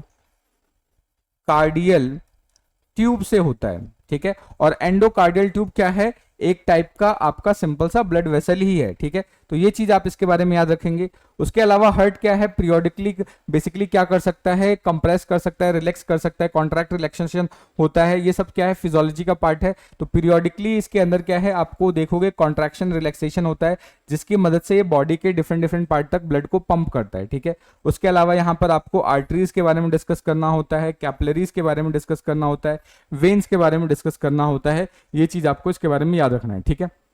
नेक्स्ट अगर हम बात करें कि यहां पर अगर हम सर्कुलेटरी सिस्टम की बात करें, तो सर्कुलेटरी सिस्टम दो टाइप का हो सकता है। एक होता है ओपन सर्कुलेटरी सिस्टम और एक होता है क्लोज सर्कुलेटरी सिस्टम, ठीक है। अब ओपन और क्लोज सर्कुलेटरी सिस्टम क्या होता है उसको समझते हैं, ठीक है। सबसे पहले अगर हम बात करते हैं ओपन सर्कुलेटरी सिस्टम की, ओपन सर्कुलेटरी सिस्टम, तो ओपन सर्कुलेटरी सिस्टम का मतलब है कि यहां पर जो ब्लड है, ठीक है, जैसे सपोज करो ये बॉडी के अंदर एक खाली चैम्बर होता है, इस तरीके से बॉडी के अंदर एक खाली चैम्बर होता है जिसको हम लेकुनर चैम्बर बोल सकते हैं, ठीक है, या बेसिकली इसको लेकुनर सिस्टम भी बोलते हैं। तो एक ये बॉडी के अंदर एक खाली सा सीलोम होगा, ठीक है, एक खाली सा चैम्बर होगा, ओपन या बोल सकते हैं चैम्बर होता है ये चैम्बर, या इसको लेकुना भी बोल सकते हैं, इसको लेकुना भी बोल सकते हैं। तो जनरली क्या है, जो बॉडी है, बॉडी क्या है, ब्लड को इस ओपन चैम्बर में पंप कर देता है। बॉडी क्या करता है, इस ओपन चैम्बर में ब्लड को पंप करता है, और इसी से क्या है, जो डिफरेंट सेल्स हैं वो उसका यूटिलाइजेशन करता है, ठीक है। तो अगर बॉडी या जो ब्लड है उसको अगर ओपन चैम्बर में पंप किया जाए, ठीक है, अगर यहाँ पर सिंपल सा ओपन चैम्बर में इसको पंप किया जाए तो जो सर्कुलेटरी सिस्टम बनता है उसको क्या बोलते हैं, ओपन सर्कुलेटरी सिस्टम, ठीक है। लेकिन अगर हम क्लोज्ड की बात करें, क्लोज सर्कुलेटरी, क्लोज सर्कुलेटरी, तो क्लोज सर्कुलेटरी में क्या होता है, जो ब्लड है वो ओपन चैम्बर में बेसिकली क्या होता है, ओपन चैम्बर में पंप नहीं होता। यहाँ पे जो ब्लड है वो आर्टरीज वेन्स के अंदर ही घूमता रहता है, ठीक है। तो जनरली क्या होता है, आपने पढ़ रखा होगा कि सबसे बड़ी जो आर्टरी होती है वो एओर्टा होती है, एओर्टा थिन होके आर्टरी बनाती है, आर्टरी थिन होके क्या बनती है, एट्रियोल, फिर क्या बनता है, कैपिलरीज, कैपिलरीज से फिर आता है वेन्यूल्स, फिर वेन्स, फिर वेना कावा। तो ब्लड क्या है, इन ट्यूब्स के अंदर ही रहता है, ब्लड्स को इस तरीके से ओपन चैम्बर में पंप नहीं किया जाता। तो ब्लड को अगर ओपन चैम्बर में पंप नहीं किया जाएगा तो उस केस में जो सर्कुलेशन बनता है उसको क्या बोलते हैं, क्लोज सर्कुलेशन बोलते हैं, ठीक है। और ये आपको एनिलीडा और वर्टिब्रेट्स के अंदर देखने को मिल जाता है, ठीक है। सो यहाँ पे जो ब्लड है, ब्लड कहाँ है, कैपिलरीज के थ्रू फ्लो होता है, यानी जो कैपिलरीज है, कैपिलरीज का काम क्या होता है कि एट्रियोल और वेन्यूल्स को आपस में कनेक्ट करके रखना, सो दैट कि जो ब्लड है वो ओपन चैम्बर में पंप ना हो। तो यहाँ पर ये जो स्ट्रक्चर आप देख रहे हो ये बेसिकली क्या है, कैपिलरीज है। तो यहां से देखो ये कि आर्टरीज है, आर्टरीज क्या है, कैपिलरीज के थ्रू वेन से कनेक्ट हो रहा है। तो यहाँ पर क्या है, हार्ट के अंदर ब्लड जा रहा है, फिर पंप कर रहा है। तो ब्लड क्या है, कंटिन्यूअसली ट्यूब्स के अंदर ही रहता है, वो ओपन चैम्बर में सिक्रीट नहीं होता। इसलिए इस तरीके का जो सर्कुलेशन है उसको क्लोज सर्कुलेशन बोलेंगे। लेकिन यहाँ पर देखो, यहाँ पर क्या है कि जो ब्लड है इसको इस तरीके से ओपन कैविटी में पंप कर दिया गया है। अगर जैसे ही ब्लड को ओपन कैविटी में पंप करेंगे तो उस केस में जो सर्कुलेशन बनता है उसको हम क्या बोलेंगे, ओपन सर्कुलेशन या लेकुनर सिस्टम या लेकुनर सर्कुलेशन बोलते हैं। ये आपको मोलस्का और आर्थ्रोपोडा के अंदर देखने को मिल सकता है। ठीक है, ये चीज आपको इसके बारे में अच्छे से याद रखना है। सो आई होप आपको यहां तक की चीजें बहुत अच्छे से समझ में आ गई होंगी। लिम्फेटिक सिस्टम के बारे में आपको मैंने बता ही दिया कि जो लिम्फ होता है, अगर हम लिम्फ की बात करें तो लिम्फ बेसिकली क्या है, आपका एक एक्स्ट्रा सेलुलर फ्लूइड होता है। ठीक है, ये एक्स्ट्रा सेलुलर फ्लूइड है, इसको हम टिश्यू फ्लूइड भी बोल सकते हैं। ठीक है, और लिम्फ बनता कैसे है, जैसे अभी आपको मैंने बता ही दिया कि ब्लड में से आरबीसी और क्लॉटिंग फैक्टर को हटा दें तो जो बचा हुआ कुछ बचा जो पार्ट रहता है उसको हम लिम्फेटिक सिस्टम बोलते हैं। ठीक है, बेसिकली इसके अंदर डब्ल्यूबीसी प्रेजेंट होता है तो ये इम्यूनिटी में हेल्प करेगा, ये चीज आपको याद रखना है। ठीक है, अब लिम्फेटिक सिस्टम की बात करें तो इसके अंदर आपको लिम्फ कैपिलरीज मिल सकता है, लिम्फ वेसल्स मिल सकता है, लिम्फ नोड्स मिल सकता है। ठीक है, इन सारी चीजों से मिलकर क्या है, पूरा आपका लिम्फेटिक सिस्टम बनता है। तो ये जो डायग्राम है वो बिल्कुल इसी तरीके से है। तो इसके बारे में हमें सिर्फ इतनी ही चीजें याद रखनी है कि जो लिम्फेटिक सिस्टम है इन चीजों से मिलकर बनता है। ठीक है, बाकी डिटेल हमें कहाँ करना है, फिजियोलॉजी के अंदर डिस्कस करना है। ठीक है, सो आई होप आपको यहां तक की चीजें अच्छे से समझ में आ रही होंगी। अगर फिर भी कोई डाउट बन रहा है, कोई सजेशन है तो आप कमेंट करके बता सकते हैं। ठीक है, अब हम बात करेंगे कि जो लिम्फेटिक सिस्टम है, ये जो लिम्फेटिक सिस्टम तो अभी हमने डिस्कस कर लिया। अब मैंने यहाँ पर आपको ट्यूबुलर फॉर्म में सारे ऑर्गेनिज्म के हार्ट के बारे में यहाँ पर बता रखा है। ठीक है, इसके बाद हम क्या करेंगे, सभी चीजों को डिटेल में पढ़ेंगे। ये एक ट्यूबुलर फॉर्म है जिससे क्या है, आपको चीजें को याद करना, रिमाइंड करना बहुत आसान हो जाएगा। ठीक है, सो हमने इसको क्या है कि बहुत सिंपल से लेके वर्टिब्रेट हायर कॉम्प्लेक्स एनिमल तक लेके गए हैं। ठीक है, तो सबसे पहले अगर हम बात करें प्रोटोजोन्स की, ठीक है, या प्रोटोजोआ की, तो यहाँ पे जो सर्कुलेशन है वो एब्सेंट होता है। यहाँ पर किसी भी तरीके का हार्ट नहीं होता। यहाँ पे जो बॉडी के अंदर जो भी एक्सचेंज होता है वो किसके थ्रू होता है, डिफ्यूजन के थ्रू होता है। ठीक है, और साइटोप्लाज्म के अंदर क्या है, मूवमेंट होता है, यानी साइटोप्लाज्मिक स्ट्रीमिंग, या इसी को हम साइक्लोसिस भी बोल सकते हैं। तो यहाँ पर साइक्लोसिस की मदद से साइटोप्लाज्म का मूवमेंट होता है, और वो मूवमेंट की वजह से क्या है कि पूरा का पूरा डिफ्यूजन होगा और वो एक्सचेंज कर पाते हैं। ठीक है, तो ये चीज आप इसके बारे में याद रखेंगे। नेक्स्ट अगर हम पोरीफेरा की बात करें तो यहाँ पर भी सर्कुलेटरी सिस्टम एब्सेंट होता है। यहाँ पर भी किसी तरीके का हार्ट देखने को नहीं मिलता। यहाँ पर सर्कुलेशन के लिए basically water canal system present होता है, और ये वाटर कैनाल सिस्टम मैंने अपनी वीडियोस के अंदर बहुत अच्छे से एक्सप्लेन कर रखा है। तो आप चाहें तो अगर आपको वाटर कैनाल सिस्टम नहीं पता है तो वाटर कैनाल सिस्टम आप देख सकते हो जाके। ठीक है, यहाँ पे जो सेल्स होते हैं अमीबोसाइट सेल्स, वो बेसिकली इंपॉर्टेंट रोल प्ले करते हैं ट्रांसपोर्ट के लिए। ठीक है, तो ये चीज आप याद रखेंगे। नेक्स्ट अगर हम निडेरिया की बात करें तो यहाँ पर भी क्या है, सर्कुलेशन एब्सेंट होगा। यहाँ पर भी हार्ट आपको देखने को नहीं मिलता। यहाँ पर बेसिकली जो गैस्ट्रोवेस्कुलर कैविटी है वो रोल प्ले करती है फ्लो के लिए। ठीक है, और यहाँ पर इनकी बॉडी में सिंगल ओपनिंग होती है जिसके थ्रू मतलब कि एंटर भी करता है और एग्जिट भी करता है। ठीक है, प्लेटीहेल्मिन्थेस की बात करें तो यहाँ पर भी सर्कुलेशन एब्सेंट होता है। यहाँ पर भी हार्ट नहीं होता। यहाँ पे बेसिकली जो डिफ्यूजन के थ्रू क्या है, बॉडी के बाहर या अंदर कोई भी सब्सटेंस आ जा सकता है। ठीक है, ये चीज आपको याद रखना है। तो यहाँ पे बॉडी का जो ब्रांच गट है वो एक स्पेशल फीचर है जो याद रखना है। ठीक है, निमेटोड्स की बात करें तो अगेन यहाँ पे सर्कुलेशन एब्सेंट होगा, कोई हार्ट नहीं है। यहाँ पे जो स्यूडोसिलोमिक फ्लूइड है वो हेल्प करता है, और ये जो स्पेशल फीचर की बात करें तो फ्लूइड ट्रांसपोर्ट में हेल्प करता है। ठीक है, नेक्स्ट अब एनिलीड्स की बात करें तो यहाँ पे जो सर्कुलेशन है क्लोज टाइप का पाया जाएगा। ठीक है, और यहाँ पे जो एओर्टिक आर्च है, एओर्टिक आर्चेस की मदद से जो हार्ट है वो एओर्टिक आर्चेस होते हैं। ठीक है, वही हार्ट की तरह वर्क करना स्टार्ट करेंगे। ये चीज आपको इसके बारे में याद रखना है। ठीक है, फ्लो यहाँ पर यूनिडायरेक्शनल होता है। ठीक है, एक ही डायरेक्शन में होगा, और जनरली अगर हम इसके हार्ट की बात करें तो यहाँ पर 5 पेयर ऑफ हार्ट देखने को मिल जाएंगे। ठीक है, ऑर्थोपोड्स की बात करें तो यहाँ पे ओपन सर्कुलेशन होगा। ठीक है, उसके बाद ट्यूबुलर हार्ट देखने को मिल जाता है, और बेसिकली हीमोसिल कैविटी यहाँ पर देखने को मिलेगी। तो जो कॉकरोच का सर्कुलेशन है मैंने बहुत डिटेल में पढ़ा रखा है, तो एक बार जाके आप कॉकरोच का जो बेसिकली सर्कुलेशन है उसको चेकआउट कर सकते हैं अगर उसको डिटेल में पढ़ना है आपको। ठीक है, उसके अलावा यहाँ पर ऑस्टिया प्रेजेंट होता है जिसके थ्रू फ्लो बनता है। ठीक है, ये चीज आपको याद रखना है। पाइला की बात करें या मोलस्का की बात करें तो सर्कुलेशन यहाँ पर ओपन टाइप का होगा। हार्ट की बात करें तो 2 से 3 चैम्बर हो सकता है। हीमोलिम्फ यहाँ पे फ्लो किसका होता है, हीमोलिम्फ का होता है, और इसके अंदर हीमोसाइनिन पिगमेंट होता है जिसकी वजह से जो कलर होता है वो नीले रंग का आता है। ठीक है, ये चीज आपको याद रखना है। ऑक्टोपस की बात करें तो यहाँ पे भी क्लोज सर्कुलेशन होगा, 3 हार्ट्स होंगे। उसके अलावा अगर हम बात करें तो डबल सर्कुलेशन आपको यहाँ पर देखने को मिल जाएगा, और ये सारी चीजें क्या है, एडवांस मोलस्क का पार्ट है। ठीक है, याद रखना है। इकाइनोडर्मिनेटर की बात करें तो यहाँ पर जो सर्कुलेशन होता है रिड्यूस हो जाता है, कोई भी ट्रू हार्ट देखने को नहीं मिलेगा। यहाँ पे वाटर वेस्कुलर सिस्टम होता है, और जनरली उसका बहुत लिमिटेड रोल होगा। ये चीज आपको इसके बारे में याद रखना है। ठीक है, तो बेसिकली जो ट्यूबुलर फॉर्म है इससे सारी चीजें आपको याद आसानी से हो जाएंगी। ठीक है, नेक्स्ट अगर हम हेमिकॉर्डेट्स की बात करें तो यहाँ पर जो सर्कुलेशन है कैसा होगा, ओपन टाइप का होगा। हार्ट की बात करें तो हार्ट टाइप कैसा होता है, हार्ट वेसिकल्स की फॉर्म में होगा। चैम्बर्स के बारे में हमें पता नहीं है क्योंकि चैम्बर नहीं होता यहाँ पर, ठीक है। नेक्स्ट अगर हम बात करें ब्लड फ्लो की, तो यहाँ पर सिंपल वेसल्स के थ्रू होगा, और ये क्या है, एक टाइप का बहुत प्रिमिटिव सिस्टम है, ठीक है। यूरोकॉर्डेट्स की बात करें तो अगेन यहाँ पर ओपन सर्कुलेशन होगा, ट्यूबुलर हार्ट होगा। जस्ट अभी हमने जो ट्यूब बनाया था वो ट्यूब वाला क्या होता है, उसको ट्यूबुलर हार्ट बोलते हैं, ठीक है। उसके बाद यहाँ पर ब्लड फ्लो कैसा होता है, रिवर्सिबल होगा, फ्लो यहाँ पर रिवर्स किया जा सकता है, ठीक है। एम्फीऑक्सिस या सिफेलोकॉर्डेट्स की बात करें तो यहाँ पर कैसा होगा, क्लोज सिस्टम होगा, याद रखना है। यहाँ पे ट्रू हार्ट नहीं होता, यहाँ पे भी जो आर्चेज होते हैं उन आर्चेज को ही हम यूज कर लेते हैं, ठीक है। यहाँ पर ही क्या है, आर्चेज का हम यूज करते हैं, ये चीज आपको याद रखना है। नेक्स्ट अगर हम ब्लड फ्लो की बात करें तो ब्लड फ्लो कैसा होगा, यहाँ पे इसके बारे में देखें तो वेसल कॉन्ट्रैक्शंस की मदद से होगा, और आरबीसी यहाँ पर नहीं होता, ठीक है। ये चीज आप इसके बारे में याद रखेंगे। साइक्लोस्टोम्स की बात करें तो यहाँ पर कैसा है, क्लोज्ड होगा। ट्रू हार्ट होता है, हार्ट के अंदर आपको 2 चैम्बर देखने को मिलेगा, उसके अलावा सिंगल सर्कुलेशन होता है, और ये प्रिमिटिव वर्टिब्रेट होता है, ये चीज आप याद रखेंगे। फिशेस की बात करें तो यहाँ पे भी क्लोज सर्कुलेशन होगा। यहाँ पे जो हार्ट होता है वीनस हार्ट होता है, वीनस का मतलब कि हार्ट के अंदर डीऑक्सीजनेटेड ब्लड ट्रांसफर होता है, ठीक है। उसके अलावा हार्ट के अंदर 2 चैम्बर होता है, ये चीज याद रखेंगे। सिंगल सर्कुलेशन होगा, और ब्लड के थ्रू जो हार्ट के थ्रू सिर्फ और सिर्फ ओनली डीऑक्सीजनेटेड ब्लड का ही ट्रांसफर होता है, ये पॉइंट आप इसके बारे में अच्छे से याद रखेंगे, ठीक है। एम्फीबिया की बात करें तो हार्ट कैसा होता है, इनकम्प्लीट होगा, 3 चैम्बर्ड होता है।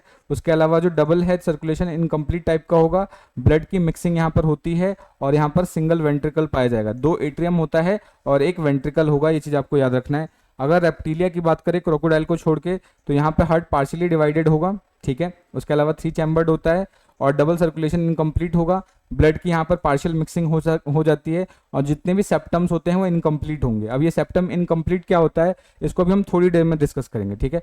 क्रोकोडाइल की बात करें तो यहाँ पर क्या है, कंप्लीट होगा, ठीक है। Complete circulation heart type complete होता है, 4 चैम्बर होगा। उसके बाद डबल सर्कुलेशन देखने को मिलता है, ब्लड की कोई भी मिक्सिंग नहीं होती, और यहाँ पर फोरामेन ऑफ पेनेजा देखने को मिल जाता है। ये जो फोरामेन ऑफ पेनेजा है, बेसिकली जो एओर्टिक आर्च और जो पल्मोनरी आर्च है उसके बीच में आपस में क्या है, एक होल स्ट्रक्चर बन जाता है, जिसको हम फोरामेन ऑफ पेनेजा बोलते हैं, ठीक है। एवीज या बर्ड्स की बात करें तो यहाँ पर भी हार्ट कंप्लीट होता है, 4 चैम्बर्ड होगा, डबल से सर्कुलेशन देखने को मिलता है, ब्लड की यहाँ पे किसी भी तरीके की मिक्सिंग नहीं होती, और ये हाई मेटाबॉलिज्म को सपोर्ट करते हैं, ठीक है। मैमल्स की बात करें तो यहाँ पर क्या होगा कि कंप्लीट होगा, अगेन 4 चैम्बर्ड होता है, डबल सर्कुलेशन होगा, ब्लड की मिक्सिंग नहीं होगी, और ये फुल्ली एफिशिएंट सिस्टम होता है। इसको इसके बारे में आपको अच्छे से याद रखना है, ठीक है। तो ये क्या है, ट्यूबुलर फॉर्म में हमने सारा का सारा किसमें कितने चैम्बर्ड हार्ट होगा, किस तरीके का सर्कुलेशन होगा, उसको एक जगह आपको मैंने टेबल की फॉर्म में बना के दे दिया है। अब इससे क्या होगा कि जब आप इसको याद करोगे तो बहुत आसानी से इसको आप याद कर पाओगे, ठीक है। अब हमें डिस्कस करना है इवोल्यूशन ऑफ हार्ट, यानी हार्ट के अंदर इवोल्यूशन किस तरीके से होता है, किस तरीके से जो डबल चैम्बर्ड हार्ट है वो 4 चैम्बर्ड हार्ट में कन्वर्ट होता है, उसको इस डायग्राम की मदद से पहले समझ लेंगे, और फिर इन सारी चीजों को पीपीटी की मदद से दोहरा लेंगे, ठीक है। सो आई होप आपको यहाँ तक सारी चीजें अच्छे से समझ में आ रही होंगी। अगर फिर भी कोई डाउट है, कोई सजेशन है, तो आप कमेंट करके बता सकते हैं, ठीक है। तो चलिए फिर स्टार्ट करते हैं इवोल्यूशन ऑफ हार्ट। हार्ट का इवोल्यूशन कैसे होता है, तो शुरुआत में क्या होता है, हमारे पास सिर्फ और सिर्फ जनरली अगर हम बात करें जनरलाइज फिश या इलास्मोब्रैंक्स की बात करें, तो इसके अंदर आप देखोगे सिर्फ 2 ही चैम्बर्ड हार्ट होता है। अब 2 चैम्बर्ड हार्ट का क्या मतलब होता है उसको समझेंगे। अभी जो हमने वो जो कार्डियोजेनिक जो एंडोकार्डियोजेनिक जो ट्यूब था या जो एंडोकार्डियल ट्यूब था, उससे हमने अलग अलग वो स्ट्रक्चर्स बनाए थे। पहला था बल्बस कॉर्डेस था, उसके बाद प्रिमिटिव वेंट्रिकल्स था, फिर प्रिमिटिव क्या था, एट्रियम था, और नीचे साइनस विनोसस था, ठीक है। तो बेसिकली जो प्रिमिटिव एट्रियम है और प्रिमिटिव वेंट्रिकल है वही आगे जाके एट्रियम और वेंट्रिकल्स बनाते हैं। तो जनरली जो एट्रियम और वेंट्रिकल्स है उसी को हम चैम्बर बोलते हैं, ठीक है। सो एट्रियम बेसिकली यहाँ पर क्या है, एक एट्रियम देखने को मिल रहा है और एक ही वेंट्रिकल्स आपको देखने को मिल रहा है, ठीक है। सो एक एट्रियम और एक वेंट्रिकल की वजह से यहाँ पर इसको हम क्या बोलते हैं कि जो हार्ट है वो 2 चैम्बर्ड होगा, ठीक है। तो जनरली यहाँ पर क्या है कि जो भी ब्लड है वो ब्लड साइनस विनोसस के अंदर आएगा। अब साइनस विनोसस के अंदर हमने देखा था कि 2 हॉर्न थे, एक राइट हॉर्न था, एक लेफ्ट हॉर्न था, ठीक है। तो जनरली क्या है, उसमें से आपका हिपैटिक साइनस हो गया, उसके अलावा आपका कार्डिनल डक्ट्स है, उनकी मदद से ब्लड को कलेक्ट किया जाता है, इस तरीके से ब्लड कलेक्ट किया जाएगा, ठीक है। अब ये जो ब्लड है फिर आगे से एट्रियम में जाएगा, एट्रियम के बाद आपका क्या है, वेंट्रिकल में जाता है, और वेंट्रिकल के बाद यहाँ पे वेंट्रल एओर्टा जो होता है, वेंट्रल एओर्टा की मदद से फिर कहाँ पर जाएगा, क्योंकि यहाँ पे जो ब्लड आ रहा है ये ब्लड कैसा होता है, डीऑक्सीजनेटेड होता है, डीऑक्सीजनेटेड ब्लड होता है। अब इस डीऑक्सीजनेटेड ब्लड को आगे जाके जनरली जो गिल्स होते हैं गिल्स के पास भेजा जाता है और वहां पर ये जो गिल्स हैं वो गिल्स में जाके प्यूरिफाई होंगे और उसके बाद जाके पूरे बॉडी में सप्लाई की जाती है। ठीक है, ये चीज आपको याद रखना है। तो ये जो कोनस एट्रियोसस या ट्रंकस एट्रियोसस के अंदर आपको वेल्व भी देखने को मिल जाते हैं। तो ये चीज आपको इसके बारे में याद रखना है, किसके अंदर, जनरलाइज फिश या इलास्मोब्रैंक के अंदर इस तरीके का स्ट्रक्चर देखने को मिलता है। ठीक है, लेकिन अगर वही हम टीलोस्ट की और बोनीफिशिस की बात करें तो यहाँ पर कुछ बदलाव आपको देखने को मिलता है कि अभी भी आप हार्ट देखो तो 2 ही चैम्बर देखने को मिल रहा है, लेकिन यहाँ पर ये जो स्ट्रक्चर है जो कोनस एट्रियोसस है उसके अंदर थोड़ी सी स्वेलिंग आ जाती है, थोड़ा सा इस तरीके से फूल जाता है। ठीक है, प्लस जो नंबर ऑफ वाल्व्स है वो भी कम हो जाते हैं। तो याद रखना है टीलोस्ट के अंदर या बोनीफिशिस के अंदर ये जो आपका कोनस एट्रियोसस है वो थोड़ा सा नीचे की तरफ शिफ्ट होता है और स्वेल्ड अप हो जाता है, जिसको हम बोलते हैं बल्बस एट्रियोसस। तो यानी बल्बस एट्रियोसस का फॉर्मेशन करेगा और उसके अंदर ये जो वेल्व है वेल्व भी कम हो जाते हैं। जहां पे वेल्व के नंबर देखो ज्यादा थे, यहाँ पे वेल्व के नंबर क्या हो जाते हैं, कम हो जाते हैं। ठीक है, तो ये एक डिफरेंस है जो आपको याद रखना है कि जैसे टीलोस्ट या बोनीफिशिस के अंदर आते हैं तो हमें ये डिफरेंस देखने को मिल जाता है। ठीक है, ये मेजर डिफरेंस है जो आपको याद रखना है। और सबसे इंपॉर्टेंट चीज जो याद रखना है, ये जो वेल्व होते हैं, ठीक है, ये जो सेमी लूनर वेल्व्स होते हैं, इन वेल्व्स का काम होता है कि जो ब्लड का रीगर्जिटेशन रोकना, इसको ये प्रिवेंट करते हैं, इसको रोकते हैं। यानी अगर एक बार ब्लड इधर से इधर चला गया तो जो बैक फ्लो है ये पॉसिबल नहीं होता, क्योंकि ये जो आपके ये सिंपल सा वेल्व है, ये वेल्व इनके रीगर्जिटेशन या बैक फ्लो को ये रोक देते हैं। ठीक है, तो ये चीज आपको इसके बारे में याद रखना है। अब अगर हम डिप्नोई फिश की बात करें तो डिप्नोई फिशेस के अंदर सेप्टम बनना स्टार्ट हो जाता है। ठीक है, इस तरीके से अगर आप देखेंगे तो ये जो एट्रियम था, एट्रियम के अंदर सेप्टम बनना स्टार्ट हो जाते हैं, लेकिन ये जो सेप्टम है कंप्लीट नहीं होते। जो सेप्टम है बीच में आपको इस तरीके से ऐसा होल्स देखना स्टार्ट हो जाता है, इस तरीके से बीच में एक गैप दिखना स्टार्ट हो जाता है और इस गैप को हम बोलते हैं फोरामेन ऑफ ओवेल। इसको क्या बोलते हैं, फोरामेन ऑफ ओवेल। ये जो फोरामेन ऑफ ओवेल है इसकी मदद से क्या होता है, जो ब्लड आता है चाहे वो ऑक्सीजनेटेड हो डीऑक्सीजनेटेड हो, यहाँ पे इस ओवेल की मदद से ब्लड की मिक्सिंग हो जाती है। ठीक है, तो ये चीज आपको याद रखना है, यहाँ पे ब्लड की मिक्सिंग होती है, ब्लड की मिक्सिंग होने के बाद मिक्स ब्लड आगे की तरफ मूव करता है। तो ये मेजर डिफरेंस है जो आपको डिप्नोई फिश के अंदर याद रखना है। ठीक है, यूरिडेल जो एम्फीबियन है उसके अंदर भी बिल्कुल डिप्नोई के जैसा ही होता है, ये चीज आप इसके बारे में अच्छे से याद रखेंगे। ठीक है, नेक्स्ट अगर हम बात करें यहाँ पे ये जो एन्यूरन्स है, एन्यूरन्स के अंदर आप देखेंगे तो अब एन्यूरन्स के अंदर अब हमें 3 चैम्बर्ड हार्ट देखने को मिलता है।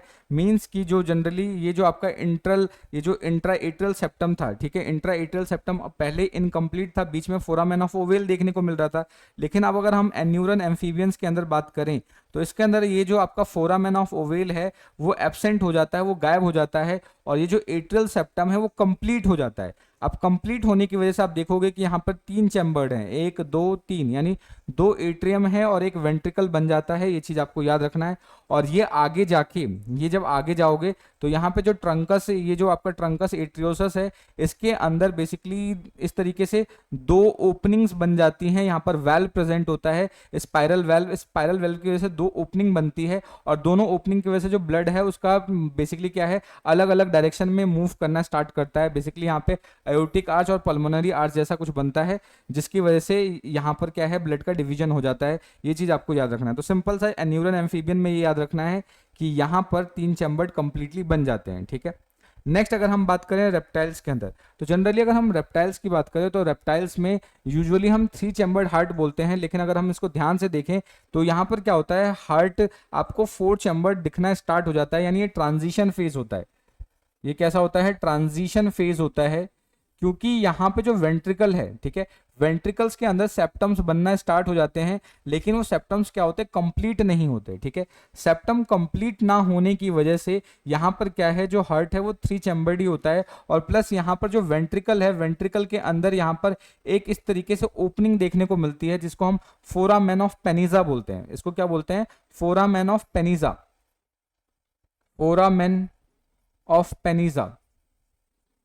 ठीक है, ये वेंट्रिकल वाले पार्ट में देखने को मिलता है, क्योंकि वेंट्रिकल यहाँ पे पूरी तरीके से इंटरवेंट्रिकुलर सेप्टम पूरा नहीं बनता, जिसकी वजह से बीच में एक गैप बन जाता है, फोरामेन ऑफ पेनिजा, जिसकी वजह से ब्लड की यहाँ पर मिक्सिंग होने स्टार्ट हो जाती है। ठीक है, लेकिन अगर वही हम क्रोकोडाइल्स की बात करें तो क्रोकोडाइल के अंदर क्या होता है, क्रोकोडाइल रेप्टिलिया के अंदर ये जो इंटरवेंट्रिकुलर सेप्टम है अब वो कंप्लीट हो जाता है। फोरामेन ऑफ पेनिजा आपको यहाँ पर देखने को नहीं मिलता, लेकिन फोरामेन ऑफ पेनिजा आपको देखने को मिलता है अयोटा और पल्मोनरी ट्रंक के बीच में, यहाँ पे जो फ्यूजन वाला पार्ट होता है यहाँ पर बेसिकली क्या है, फोरामेन ऑफ पेनिजा देखने को मिलता है। ये चीज आपको इसके बारे में याद रखना है, ठीक है। लेकिन जैसे ही बर्ड्स और मैमल्स की तरफ आते हैं, बर्ड्स ऑफ मैमल्स की तरफ क्या है, हार्ट कंप्लीट हो जाता है। यहाँ पर आपको इंटर एट्रियल सेप्टम भी देखने को मिल जाएगा, इंटरवेंट्रिकुलर सेप्टम भी कंप्लीट देखने को मिल जाता है। इस तरीके से पूरा हार्ट कंप्लीट हो जाएगा, ठीक है। तो ये जो मेजर डिफरेंसेस थे उसको हमने डिस्कस कर लिया है। अब हम क्या करेंगे, इन सारी चीजों को पीपीटी की मदद से डिटेल में समझने की कोशिश करते हैं, ठीक है। अभी तो हमने सिर्फ मेजर पार्ट पढ़ा है, सो आई होप आपको यहाँ तक की चीजें अच्छे से समझ में आ रही होंगी। अगर कोई डाउट बन रहा है, कोई सजेशन है तो आप कमेंट करके बता सकते हैं, ठीक है। तो अब सबसे पहले समझते हैं इवोल्यूशन ऑफ हार्ट। तो अभी हमने जो पॉइंट अभी हमने डिस्कस किया कि डेवलपमेंट कैसे होता है, ये जो आगे वाला पार्ट है वो इसके डेवलपमेंट को बताता है, तो इसको भी हम इतना ज्यादा डिस्कस नहीं करेंगे, ठीक है। तो सबसे पहले हम बात करते हैं सिंगल चैम्बर्ड हार्ट, ठीक है। तो जनरली सिंगल चैम्बर्ड हार्ट जैसा कुछ नहीं होता, लेकिन कुछ साइंटिस्ट ऐसा मानते हैं कि जो वेंट्रल अयोटा है, एक वेंट्रल अयोटा होता है जो फेरिंग्स के नीचे पाया जाता है, ठीक है। अब यही जो वेंट्रल अयोटा है इसके अंदर कॉन्ट्रैक्टाइल फंक्शन डेवलप हो जाता है, यानी ये कॉन्ट्रैक्ट और रिलैक्स कर सकते हैं। इसलिए ये जो वेंट्रल अयोटा है, इसी वेंट्रल अयोटा को इन्होंने हार्ट मानना स्टार्ट किया, और इसके अंदर एक ही चैम्बर होता है, इसलिए इसको क्या बोला गया कि सिंगल चैम्बर्ड हार्ट है, ठीक है। और ये आपको सिफेलोकॉर्डेट्स के अंदर या प्रिमिटिव कॉर्डेट्स के अंदर देखने को मिल जाता है, और बेसिकली इसको हम ट्रू हार्ट नहीं बोल सकते। ये चीज आपको इसके बारे में याद रखना है। सो यहाँ पर क्या बोला गया कि जो सिंपल वेंट्रल अयोटा है उसी के अंदर कॉन्ट्रैक्टाइल फंक्शन आना स्टार्ट हो गया। ये वेंट्रल अयोटा है, इसी के अंदर कॉन्ट्रैक्टाइल फंक्शन डेवलप हुआ, और डेवलप होने के बाद क्या है, इसी को as a single chamber heart की तरह ट्रीट करना स्टार्ट कर दिया। ये चीज आपको इसके बारे में याद रखना है, ठीक है। नेक्स्ट अगर हम बात करें कि जो प्रोग्रेसिव मॉडिफिकेशन है, ठीक है, जनरली अगर हम प्रोग्रेसिव मॉडिफिकेशन की बात करें हार्ट की, वो कहा है कि प्रिमिटिव से हायर कॉर्डेट्स की तरफ देखने को मिला। और ये जनरली कैसे होता है, तो जो कार्डियक ट्यूब है, ठीक है, कार्डियक ट्यूब्स के अंदर कॉन्ट्रेक्शंस डेवलप हुए, और वो कॉन्ट्रेक्शंस कौन कौन से थे, बल्बस कॉर्डिस था, प्रिमिटिव वेंट्रिकल, प्रिमिटिव एट्रियम, उसके बाद साइनस विनोसस के दो पार्ट, इस तरीके से डेवलपमेंट हुआ था। ये जो हमने डिस्कस कर ही लिया। यहाँ पर क्या है, सेपरेट चैम्बर्स का फॉर्मेशन हो जाता है, ये पॉइंट भी हमने डिस्कस कर लिया है, ठीक है। इनिशियली जो हार्ट होता है वो क्या है, हेड के पास में होता है, लेकिन यहाँ पर क्या है, शिफ्टिंग हो जाती है और हार्ट शिफ्ट होके थोरैसिक कैविटी के अंदर आ जाता है। ये चीज आपको इसके बारे में याद रखना है, ठीक है। अब हम बात करते हैं टू चैम्बर्ड हार्ट की, ठीक है, दो चैम्बर्ड हार्ट जो आपको फिशेस के अंदर देखने को मिलता है, ठीक है। तो अगर हम साइक्लोस्टोम्स की बात करें तो यहाँ पर क्या है कि simplest condition of vertebrate heart हमें देखने को मिल जाता है। उसके अलावा बात करें जो जनरली साइक्लोस्टोम जैसे कि एमनियोसीट लार्वा हो गया, लैम्प्रे हो गया, हैगफिश हो गया, इसके अंदर आपको टू चैम्बर्ड हार्ट देखने को मिल जाता है, ठीक है। तो टू चैम्बर्ड हार्ट को अगर आप ध्यान से देखो तो यूजुअली आपको यहाँ पे लीनियर सीरीज ऑफ 4 चैम्बर देखने को मिलेंगे, यानी 4 चैम्बर्स देखने को मिलेंगे। 4 चैम्बर्स कौन कौन से मिलते हैं, सबसे ऊपर वाला आपका क्या हो जाएगा, सबसे ऊपर बल्बस कॉर्डिस था, जिसको हम ट्रंकस एट्रियोसिस या कोनस एट्रियोसिस भी बोल सकते थे। उसके जस्ट नीचे वाला चैम्बर क्या होता है आपका, वेंट्रिकल्स था। उसके जस्ट नीचे क्या था, एट्रियम था। एट्रियम के जस्ट नीचे क्या था, साइनस विनोसस था। तो इस तरीके से हमें 4 चैम्बर देखने को मिल जाता है। लेकिन 4 चैम्बर में से जो एक्चुअल में जो चैम्बर हैं वो आप एट्रियम और वेंट्रिकल्स को ही कंसिडर करते हो, इसलिए हम इसको क्या बोलते हैं कि ये 2 चैम्बर्ड हार्ट है। ये क्या है, 2 चैम्बर्ड हार्ट है। इसमें से हम कोनस एट्रियोसस और साइनस विनोसस को कंसीडर नहीं करते, ठीक है। तो ये जो साइनस विनोसस है, एट्रियम हो गया, वेंट्रिकल हो गया, उसके अलावा स्मॉल कोनस एट्रियोसस है, इनके थ्रू ब्लड पास आउट होता है। ये चीज आपको याद रखना है, ठीक है। सबसे इंपॉर्टेंट चीज ये क्या है कि आपको कॉमन बॉडी कैविटी में प्रेजेंट होगा विसरल ऑर्गन्स के पास, ये चीज आपको याद रखना है। तो जनरली सिंपल सा जो 2 चैम्बर्ड हार्ट है, 2 चैम्बर्ड हार्ट कुछ इस तरीके का देखने को मिल जाता है। जो चीज आपको इसके बारे में याद रखना है, तो हार्ट से यहाँ पर क्या है, डीऑक्सीजनेटेड ब्लड फ्लो होता है, ठीक है। डीऑक्सीजनेटेड ब्लड फ्लो होगा, गिल्स के पास जाएगा, गिल्स के पास जाने के बाद ब्लड का ऑक्सीजनेशन होता है, फिर ऑक्सीजनेशन होने के बाद सिस्टमेटिक सर्कुलेशन यानी बॉडी के डिफरेंट पार्ट्स तक सप्लाई होगा, फिर वहां से डीऑक्सीजनेटेड ब्लड को कलेक्ट करके दोबारा से हार्ट में भेज दिया जाएगा। तो इस तरीके से यहाँ पर सर्कुलेशन होता है, सिंगल सर्कुलेशन, इसको हम क्या बोलते हैं, सिंगल सर्कुलेशन बोलते हैं। तो ये चीज आपको याद रखना है, ये सिंगल सर्कुलेशन होगा, यानी हार्ट के अंदर ब्लड सिर्फ एक ही बार एंटर करता है। तो आप ध्यान से रखेंगे कि जो आपका फिश है, फिश के अंदर सिंगल सर्कुलेशन होता है, ठीक है। तो ये चीज आप इसके बारे में याद रखेंगे।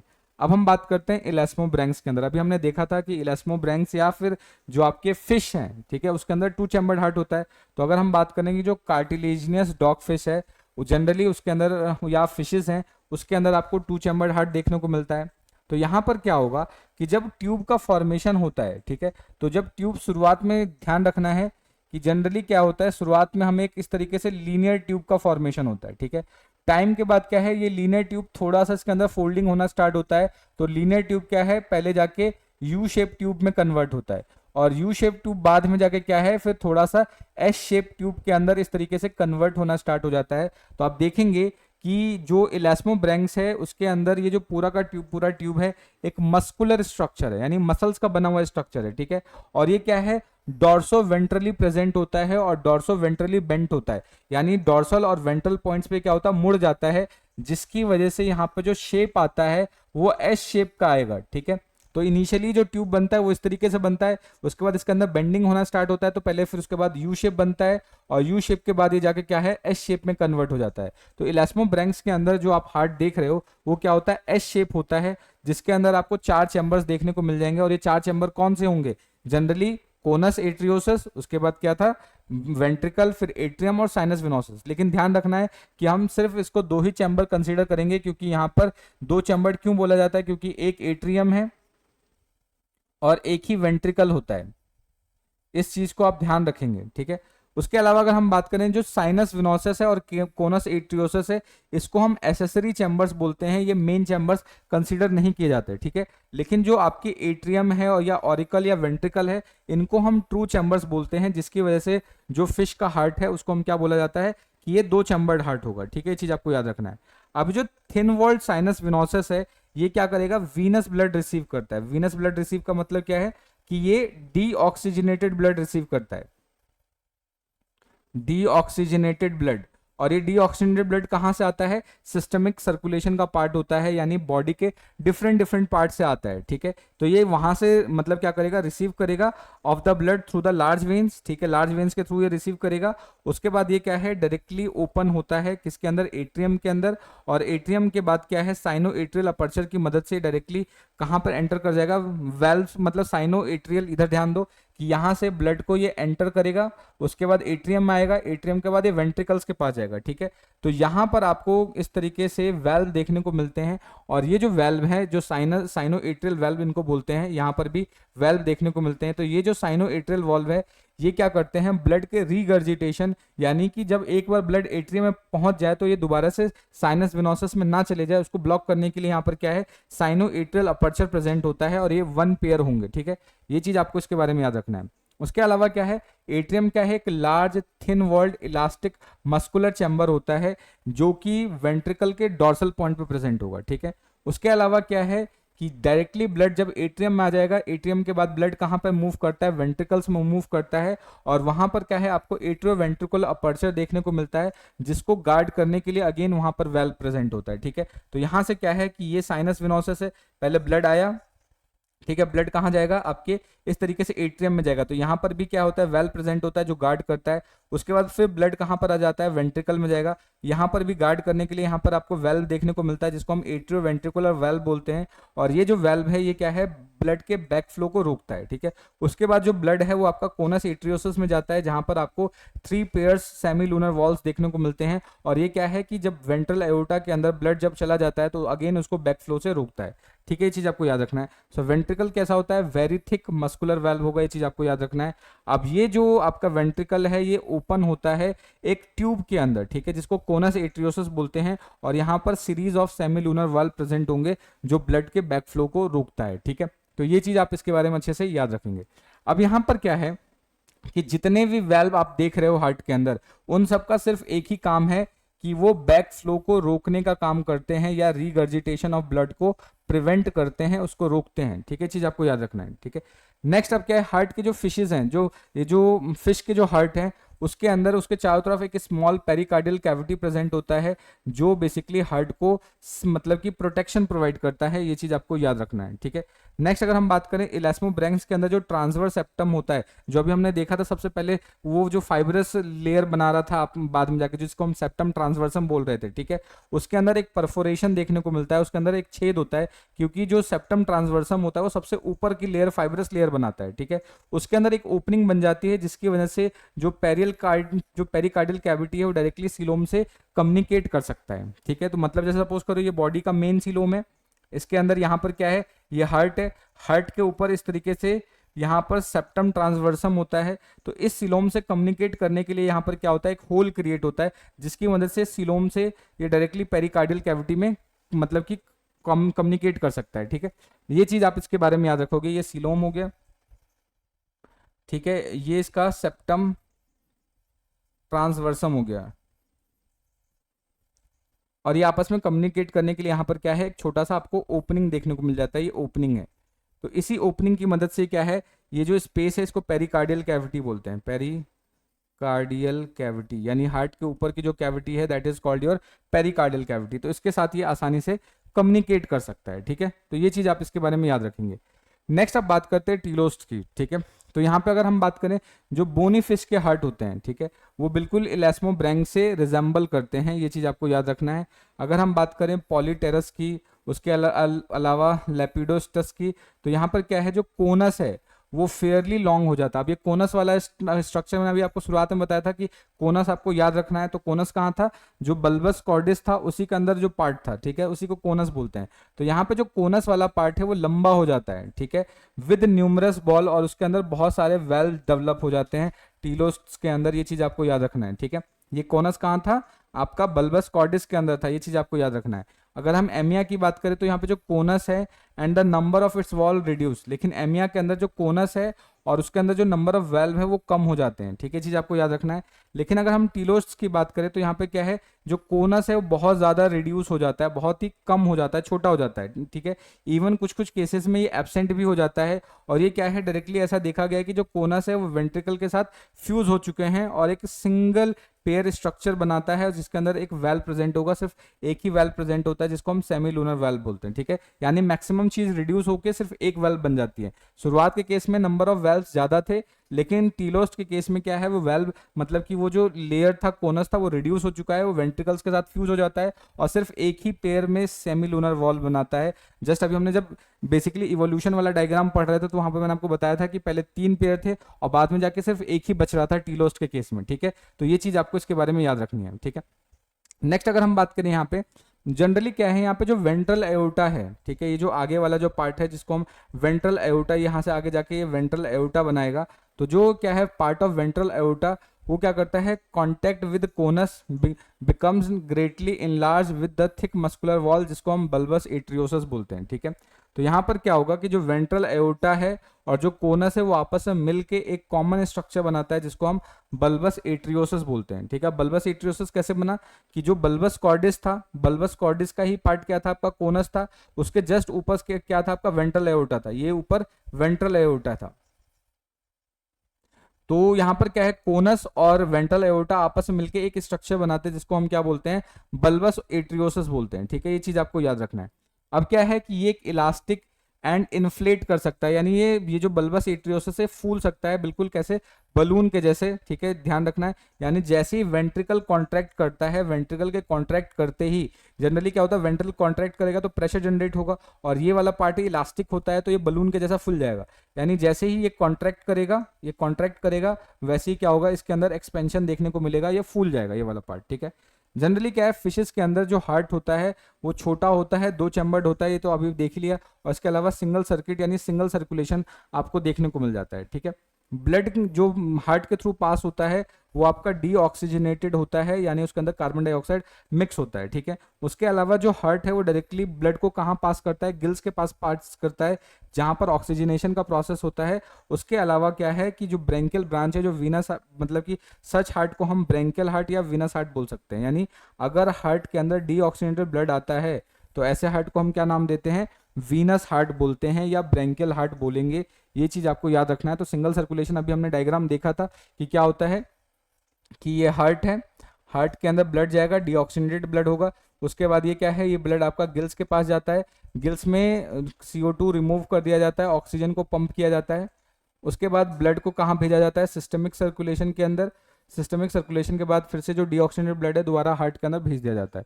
तो इस तरीके से पूरा का पूरा ब्लड का फ्लो होता है, इसलिए इसको हम सिंगल सर्कुलेशन भी बोलते हैं। ये पूरा प्रोसेस क्या कहलाएगा, सिंगल सर्कुलेशन कहलाएगा। ठीक है, सो आई होप आपको यहाँ तक की चीज़ें अच्छे से समझ में आ रही होंगी। लेक्चर ऑल्दो हमारा बड़ा होता जा रहा है, बट मुझे लगता है ये वर्थ इट है। इसके अंदर हमें सारी चीज़ें कवर करनी है, क्योंकि बहुत सारी चीज़ें हमें डिस्कस करनी है, तो लेक्चर थोड़ा बड़ा हो सकता है। इसलिए पानी वानी लेके बैठिए, आराम से इसको समझिए। डाउट बनता है किसी भी पॉइंट पे, जो ऐसा कोई पॉइंट है जो डाउट बन रहा है, जिसको समझ नहीं पा रहे हैं, तो आप कमेंट करके पूछ सकते हैं। ठीक है, तो ये तो हो गया हमारा टीलोस्ट का, यानी 2 चैम्बर्ड हार्ट हमने डिस्कस कर लिया। अब हम बात करते हैं 3 चैम्बर्ड हार्ट, यानी सबसे पहले ट्रांजिशन पढ़ेंगे, उसके बाद मेन 3 चैम्बर्ड हार्ट डिस्कस करेंगे। ठीक है, तो सबसे पहले हम बात करते हैं डिप्नोई की। ठीक है, तो डिप्नोई के अंदर अगर हम बात करें तो यहाँ पर आपको ट्रांजिशन देखने को मिल जाता है। ठीक है, यहाँ पर क्या है, ट्रांजिशन देखने को मिलता है। तो जनरली क्या है कि 3 चैम्बर्ड हार्ट में ट्रांजिशन कैसे होता है कि जो 3 चैम्बर्ड हार्ट, जैसे कि एम्फीबियंस की बात करें तो अब ये क्या है, एक्वेटिक लाइफ के अलावा टेरिस्ट्रियल लाइफ को भी शो करना स्टार्ट करते हैं। यानी यहाँ पर क्या है, जो पहले गिल्स के थ्रू रेस्पिरेशन कर रहे थे, तो जब वो टेरिस्ट्रियल लाइफ शो करेंगे तो वहाँ पर लंग्स होता है, तो लंग्स के थ्रू भी रेस्पिरेशन करेंगे। ठीक है, तो अब क्योंकि यहाँ पर दोनों मोड ऑफ रेस्पिरेशन हो रहा है, तो यहाँ पर थोड़े बहुत बदलाव की जरूरत है। ठीक है, तो इसलिए यहाँ पे जो हार्ट है उसके अंदर ट्रांजिशन आपको देखने को मिल जाता है। ठीक है, सो यहाँ पर क्या है, parallel with the systemic circulation, यहाँ पर क्या है, एक न्यू शॉर्टर पल्मोनरी सर्कुलेशन भी डेवलप हो जाएगा। ठीक है, यानी जब ध्यान रखना है कि जब शुरुआत में सिर्फ और सिर्फ पानी में रह रहे थे, तो उस केस में हो क्या रहा था कि जो हार्ट है, हार्ट डायरेक्टली गिल्स को सप्लाई कर रहा था, गिल्स को सप्लाई कर रहा था। लेकिन अब क्या है, अब ये लंग्स भी प्रेजेंट है, तो इस केस में क्या होगा, एक पैरेलल ब्रांच और जाएगी जो कि लंग्स को सप्लाई करेगी। ठीक है, और यहाँ से ब्लड को के अंदर ऑक्सीजनेशन का प्रोसेस होगा, और होने के बाद जब सारा प्रोसेस हो जाएगा तो फिर दोबारा से उसके पूरे बॉडी में इसको सप्लाई किया जाता है सिस्टमिक सर्कुलेशन के अकॉर्डिंग। ठीक है, तो ये चीज़ आपको याद रखना है। तो अगर हम डिप्नोई की बात करें तो यहाँ पे जो एट्रियम है लंग फिश का, ठीक है, उसके अंदर आपको डिवीजन देखना स्टार्ट हो जाता है। यानी यहाँ पर आप देखेंगे कि जो ऑरिकल है, जो एट्रियम है, जो नीचे वाला पार्ट था एट्रियम, उसके अंदर इस तरीके से इंटर एट्रियल सेप्टम बनना स्टार्ट होता है। लेकिन जो इंटर एट्रियल सेप्टम है वो पूरा नहीं बना होता, बीच के अंदर इस तरीके से गैप रह जाता है, जिसको हम फोरामेन ऑफ ओवेल बोलते हैं, जस्ट अभी हमने डिस्कस किया था, जिसकी वजह से यहाँ पर क्या है, ब्लड की मिक्सिंग होती है। ठीक है, तो ये चीज याद रखना है। तो डिप्नोई के अंदर कंप्लीट 3 चैम्बर्ड नहीं होता, यहाँ पे ट्रांजिशनल 3 चैम्बर्ड है, क्योंकि ये जो एट्रियम है वो पूरी तरीके से सेप्टा से बना नहीं है, बीच में गैप बन रहा है, जिसको हम फोरामेन ऑफ ओवेल बोल रहे हैं। ठीक है, तो डिप्नोई के अंदर ध्यान रखना है कि ट्रांजिशनल, यहाँ पे ट्रांजिशनल 3 चैम्बर्ड हार्ट होता है। ट्रांजिशनल का मतलब ध्यान रखना है कि यहाँ पे जो एट्रियम है वो पूरी तरीके से सेप्टा से डिवाइड नहीं होता, फोरामेन ऑफ ओवेल प्रेजेंट होता है। फोरामेन ऑफ ओवेल होने की वजह से यहाँ पे ब्लड की मिक्सिंग होती है, ये ध्यान रखना है। यानी जो ब्लड है वो कंप्लीटली ऑक्सीजनेटेड नहीं रह जाता, यहाँ पे ब्लड के अंदर डीऑक्सीजनेशन हो जाता है, ये चीज आपको याद रखना है। ठीक है, अब क्योंकि यहाँ पे पार्शियल पार्टीशन है, ये चीज आपको याद रखना है। Also divides the ventricle while the horizontal septum divides the conus of lungfish into the dorsal and ventral part। ठीक है, तो जनरली यहाँ पर क्या है कि partial partition also divides the ventricle, यानी डिप्नोई के अंदर आपको पार्शियल वेंट्रिकल्स के अंदर भी पार्शियल पार्टीशन देखने को मिलेगा, लेकिन जो हॉरिजॉन्टल सेप्टम है, ठीक है, वो कोनस को डिवाइड करता है डोर्सल और वेंट्रल पार्ट्स में। जनरली जो लास्ट वाला, जो सबसे ऊपर वाला जो पार्ट है, उसके अंदर भी आपको सेप्टा देखने को मिलेगा, और वो क्या करेगा, उसको डोर्सल और वेंट्रल पार्ट में डिवाइड करेगा। ठीक है, तो ये जो कोनस है, कोनस के अंदर भी सेप्टा देखने को मिलता है। ठीक है, और ये सेप्टा इसको 2 पार्ट में डिवाइड करता है, एक डोर्सल पार्ट और एक वेंट्रल पार्ट में, इस तरीके से कोनस को डिवाइड कर देता है। ठीक है, अब ये जो आप डायग्राम देख रहे हो, ये एक एम्फीबिया का हार्ट है। ठीक है, एम्फीबिया यानी जैसे फ्रॉग की बात करें तो वहां पर आपको ये फ्रॉग वाला हार्ट देखने को मिलेगा। अब इस केस में क्या है कि जो ट्रांजिशन चल रहा था डिप्नोई से, ट्रांजिशन कंप्लीट हो गया है, एट्रियम के अंदर पूरी तरीके से चैम्बर बन चुका है। ठीक है, तो एट्रियम के अंदर पूरा चैम्बर बनने से क्या होगा, एट्रियम 2 पार्ट में डिवाइड हो जाएगा, लेकिन वेंट्रिकल्स के अंदर अभी सेप्टम डेवलप नहीं हुआ है, तो वेंट्रिकल इकलौता रहता है। ठीक है, तो एक वेंट्रिकल होगा, 2 एट्रियम होता है, ये चीज आपको याद रखना है। उसके अलावा अगर हम आगे की तरफ जाते हैं, तो आगे की तरफ जाएंगे तो जो कोनस एट्रियोसस है, वहां पर भी आपको वेल्व देखने को मिल जाता है। वेल्व की वजह से यहाँ पर 2 डिफरेंट ओपनिंग्स देखने को मिल जाती हैं। ठीक है, तो उसको अभी हम क्या करेंगे, पीपीटी की मदद से समझ लेंगे। ठीक है, तो ये चीज आपको इसके बारे में याद रखना है।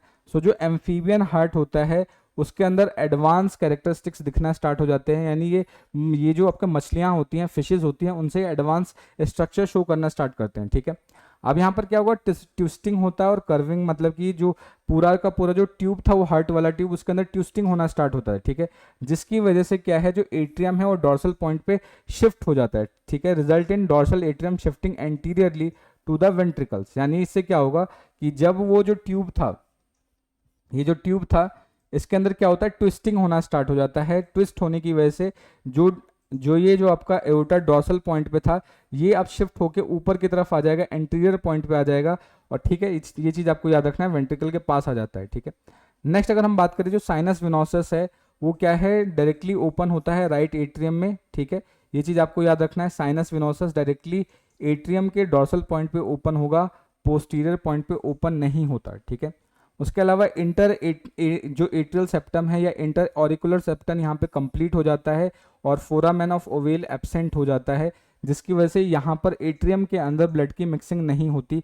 ठीक है, जिसकी वजह से क्या है, ऑक्सीजनेटेड और डीऑक्सीजनेटेड ब्लड सेपरेट रहता है। ठीक है, अगेन यहाँ पर वेंट्रिकल्स की बात करें तो वेंट्रिकल यहाँ पर अनडिवाइडेड होता है, यानी वेंट्रिकल्स के अंदर सेप्टम देखने को नहीं मिलता। वेंट्रिकल अगेन यहाँ पर सिंगल ही होगा। ठीक है, लेकिन यहाँ पर थिक मस्कुलर वॉल प्रेजेंट होता है, जो कि क्या है कि ब्लड की ज़्यादा मिक्सिंग होने नहीं देता। ये पॉइंट आपको याद रखना है, लेकिन ब्लड की मिक्सिंग होती है। ठीक है, अब अगर हम यूरोडेल्स की बात करें तो यहाँ पे जो कोनस वाला पार्ट है, जो बल्बस कॉर्डिस में प्रेजेंट था, तो ये जो कोनस वाला पार्ट है वो काफी रिड्यूस हो जाता है और इसको रिप्लेस कर दिया जाता है बल्बस एट्रियोसस से। ठीक है, बल्बस एट्रियोसस कैसे बन रहा था आपका, कि जो वेंट्रल एओर्टा था और जो ये कोनस है वो आपस में मिलके बल्बस एट्रियोसस बना रहा था। ठीक है, तो यहाँ पे क्या है, बल्बस एट्रियोसस बन जाता है। ठीक है, अब अगर एन्यूरेंस की बात करें तो यहाँ पे जो लेफ्ट वेंट्रिकल है, on its anterior lateral margin the conus arteriosus rises the prominent and divided by the spiral wall. तो जो कोनस एट्रियोसस है, ऊपर वाला जो पार्ट है, वो क्या है, स्पाइरल वॉल से दो पार्ट में डिवाइड हो जाता है। ठीक है, जो क्या है करता है, डीऑक्सीजनेटेड ब्लड को पल्मोनरी वेसल्स और ऑक्सीजनेटेड ब्लड को सिस्टमिक वेसल में डिवाइड करता है। तो यहाँ पर देखो स्पाइरल वाल्व प्रेजेंट है, ये स्पाइरल वाल्व क्या करेगा, इस तरीके से मतलब कोनस एट्रियोसस को दो पार्ट में डिवाइड करता है इस तरीके से, और ब्लड को फिर दो डिफरेंट डायरेक्शन में लेके जाता है। डीऑक्सीजनेटेड ब्लड को पल्मोनरी वेसल्स के अंदर ले जाएगा और ऑक्सीजनेटेड ब्लड को सिस्टमिक वेसल्स के अंदर लेके जाता है। ठीक है, यहाँ पर इस तरीके से देख रहे हो, ये सिस्टमिक आर्च है, तो यहाँ पर क्या होगा, ऑक्सीजनेटेड ब्लड जाएगा और जो पल्मोनरी आर्च है उसके अंदर कौन सा जाता है, आपका सिंपल सा डीऑक्सीजनेटेड ब्लड में जाएगा। ठीक है, ये चीज आपको याद रखना है। सबसे इंपॉर्टेंट चीज जो याद रखना है कि जो कोनस एट्रियोसस है, जो बीच वाला ये जो कोनस एट्रियोसस है, उसका जो खाली चैम्बर होता है उसको पेलेंजियम बोलते हैं। ठीक है, उसको क्या बोलते हैं, पेलेंजियम बोलेंगे, ये चीज आपको याद रखना है। सो इसमें भी हमने क्या डिस्कस किया, इसको सिंप्लीफाइड अगर मैं कर दूं एम्फीबियंस में, तो एम्फीबियंस के अंदर इस तरीके से अब हमें 3 चैम्बर्ड हार्ट देखने को मिल चुके हैं। ठीक है, यहाँ पे 3 चैम्बर्ड हार्ट होगा, 2 एट्रियम होंगे, ठीक है, और 1 वेंट्रिकल होगा। उसके अलावा वेंट्रिकल के जस्ट आगे यहाँ पर हमने देखा था कोनस था, कोनस एट्रियोसस था। कोनस एट्रियोसस बेसिकली क्या है, वेंट्रल एओर्टा के साथ मिलके बल्बस एट्रियोसस बना रहा है। अब यहाँ पे जो बल्बस एट्रियोसस है, यहाँ पे स्पाइरल वाल्व प्रेजेंट होता है। स्पाइरल वाल्व की वजह से अब ये 2 पार्ट में डिवाइड हो चुका है, जहां पर जो डीऑक्सीजनेटेड ब्लड है उसको पल्मोनरी वेसल्स के अंदर भेज दिया जाता है और जो ऑक्सीजनेटेड ब्लड है उसको आपका सिस्टमिक आर्च के अंदर भेज दिया जाता है। बस इतना पूरा ये प्रोसेस है जो आपको अच्छे से ध्यान रखना है। ठीक है, नेक्स्ट यहाँ पे जो वाल्व है ये क्या होता है, कॉम्प्लिकेटेड होता है और डिस्पोजिशन से बनता है, ये चीज आपको याद रखना है। इतनी सारी चीजें आपको थोड़ा याद रखना है। उसके अलावा क्या है, जो कोनस एट्रियोसस है उसका जो ल्यूमेन है उसके अंदर 2 चैम्बर देखने को मिलेगा, क्योंकि जो स्पाइरल वाल्व है उसको 2 चैम्बर में डिवाइड करेगा। एक होगा आपका केवम पल्वो क्यूटेनम और दूसरा होगा पे उसका केवम एरोटिकम। ठीक है, जो एओर्टा की तरफ जाएगा उसको बोलेंगे केवम एरोटिकम और जो पल्मोनरी आर्च की तरफ जाएगा उसको बोलेंगे केवम पल्वोनेटम। मतलब कि जैसे सपोज करो ये आपका कोनस एट्रियोसस है, ठीक है, यहाँ पे स्पाइरल वाल्व है, स्पाइरल वाल्व में इसको 2 पार्ट में डिवाइड कर दिया। ठीक है, एक वाला पार्ट किधर की तरफ जा रहा था, पल्मोनरी आर्च की तरफ जा रहा था, और एक वाला जो पार्ट है वो किधर की तरफ जा रहा था, आपका अयोर्टा की तरफ जा रहा था। ठीक है, तो ये जो 2 स्पेस बनेंगे इसमें से एक स्पेस आपका ये कहलाएगा और जो दूसरा स्पेस है वो ये कहलाएगा। ये वाला जो स्पेस है ये दोनों के नाम हो जाएंगे। ठीक है, तो ये चीज आपको याद रखना है, ये आपका कोनस एट्रियोसस का पार्ट है, कोनस एट्रियोसस। ठीक है, सो आई होप आपको यहां तक की चीजें समझ में आ रही होंगी अगर कहीं पर भी कोई डाउट बन रहा है, कोई ऐसी चीज़ है जो समझ में नहीं आ रही है, तो आप कमेंट करके बता सकते हैं। बस अब थोड़ा सा और रह गया है। एम्फीबिया हमने डिस्कस कर ही लिया है, रेप्टाइल्स रह रहा है, उसके बाद मैमल्स रह रहा है, बर्ड्स एंड मैमल्स, ठीक है। तो अगर हम रेप्टिलियंस की बात करें तो रेप्टिलियंस के जो हार्ट होता है वो भी 4 चैम्बर ट्रांजिशनल हार्ट होता है, ठीक है। ये कैसा होता है? 4 चैम्बर ट्रांजिशनल ट्रांजिशनल हार्ट होता है। मतलब इसका मतलब क्या है कि यहाँ पर आपको 4 चैम्बर जो वेंट्रिकल है, वेंट्रिकल के अंदर इस तरीके से सेप्टम बनता हुआ दिखाई देगा, लेकिन ये वेंट्रिकल पूरी तरीके से नहीं बनता। वेंट्रिकल्स के बीच में एक छोटा सा स्पेस रह जाता है। इस स्पेस को हम फोरामेन ऑफ पेनिजा बोलते हैं, जिसकी वजह से यहाँ पर मिक्सिंग होती है। तो यानी यहाँ पे जो ये जो इंटरवेंट्रिकुलर सेप्टम है वो कंप्लीट नहीं होता, इसलिए 4 चैम्बर जैसा दिखता तो है, बट एक्चुअल में 4 चैम्बर होता नहीं है। लेकिन क्रोकोडाइल्स के केस में क्या होता है, ये जो फोरामेन ऑफ पेनिजा है ये डिसअपियर हो जाता है और ये जो सेप्टम है कंप्लीट हो जाता है, ठीक है। तो ये चीज आपको याद रखना है।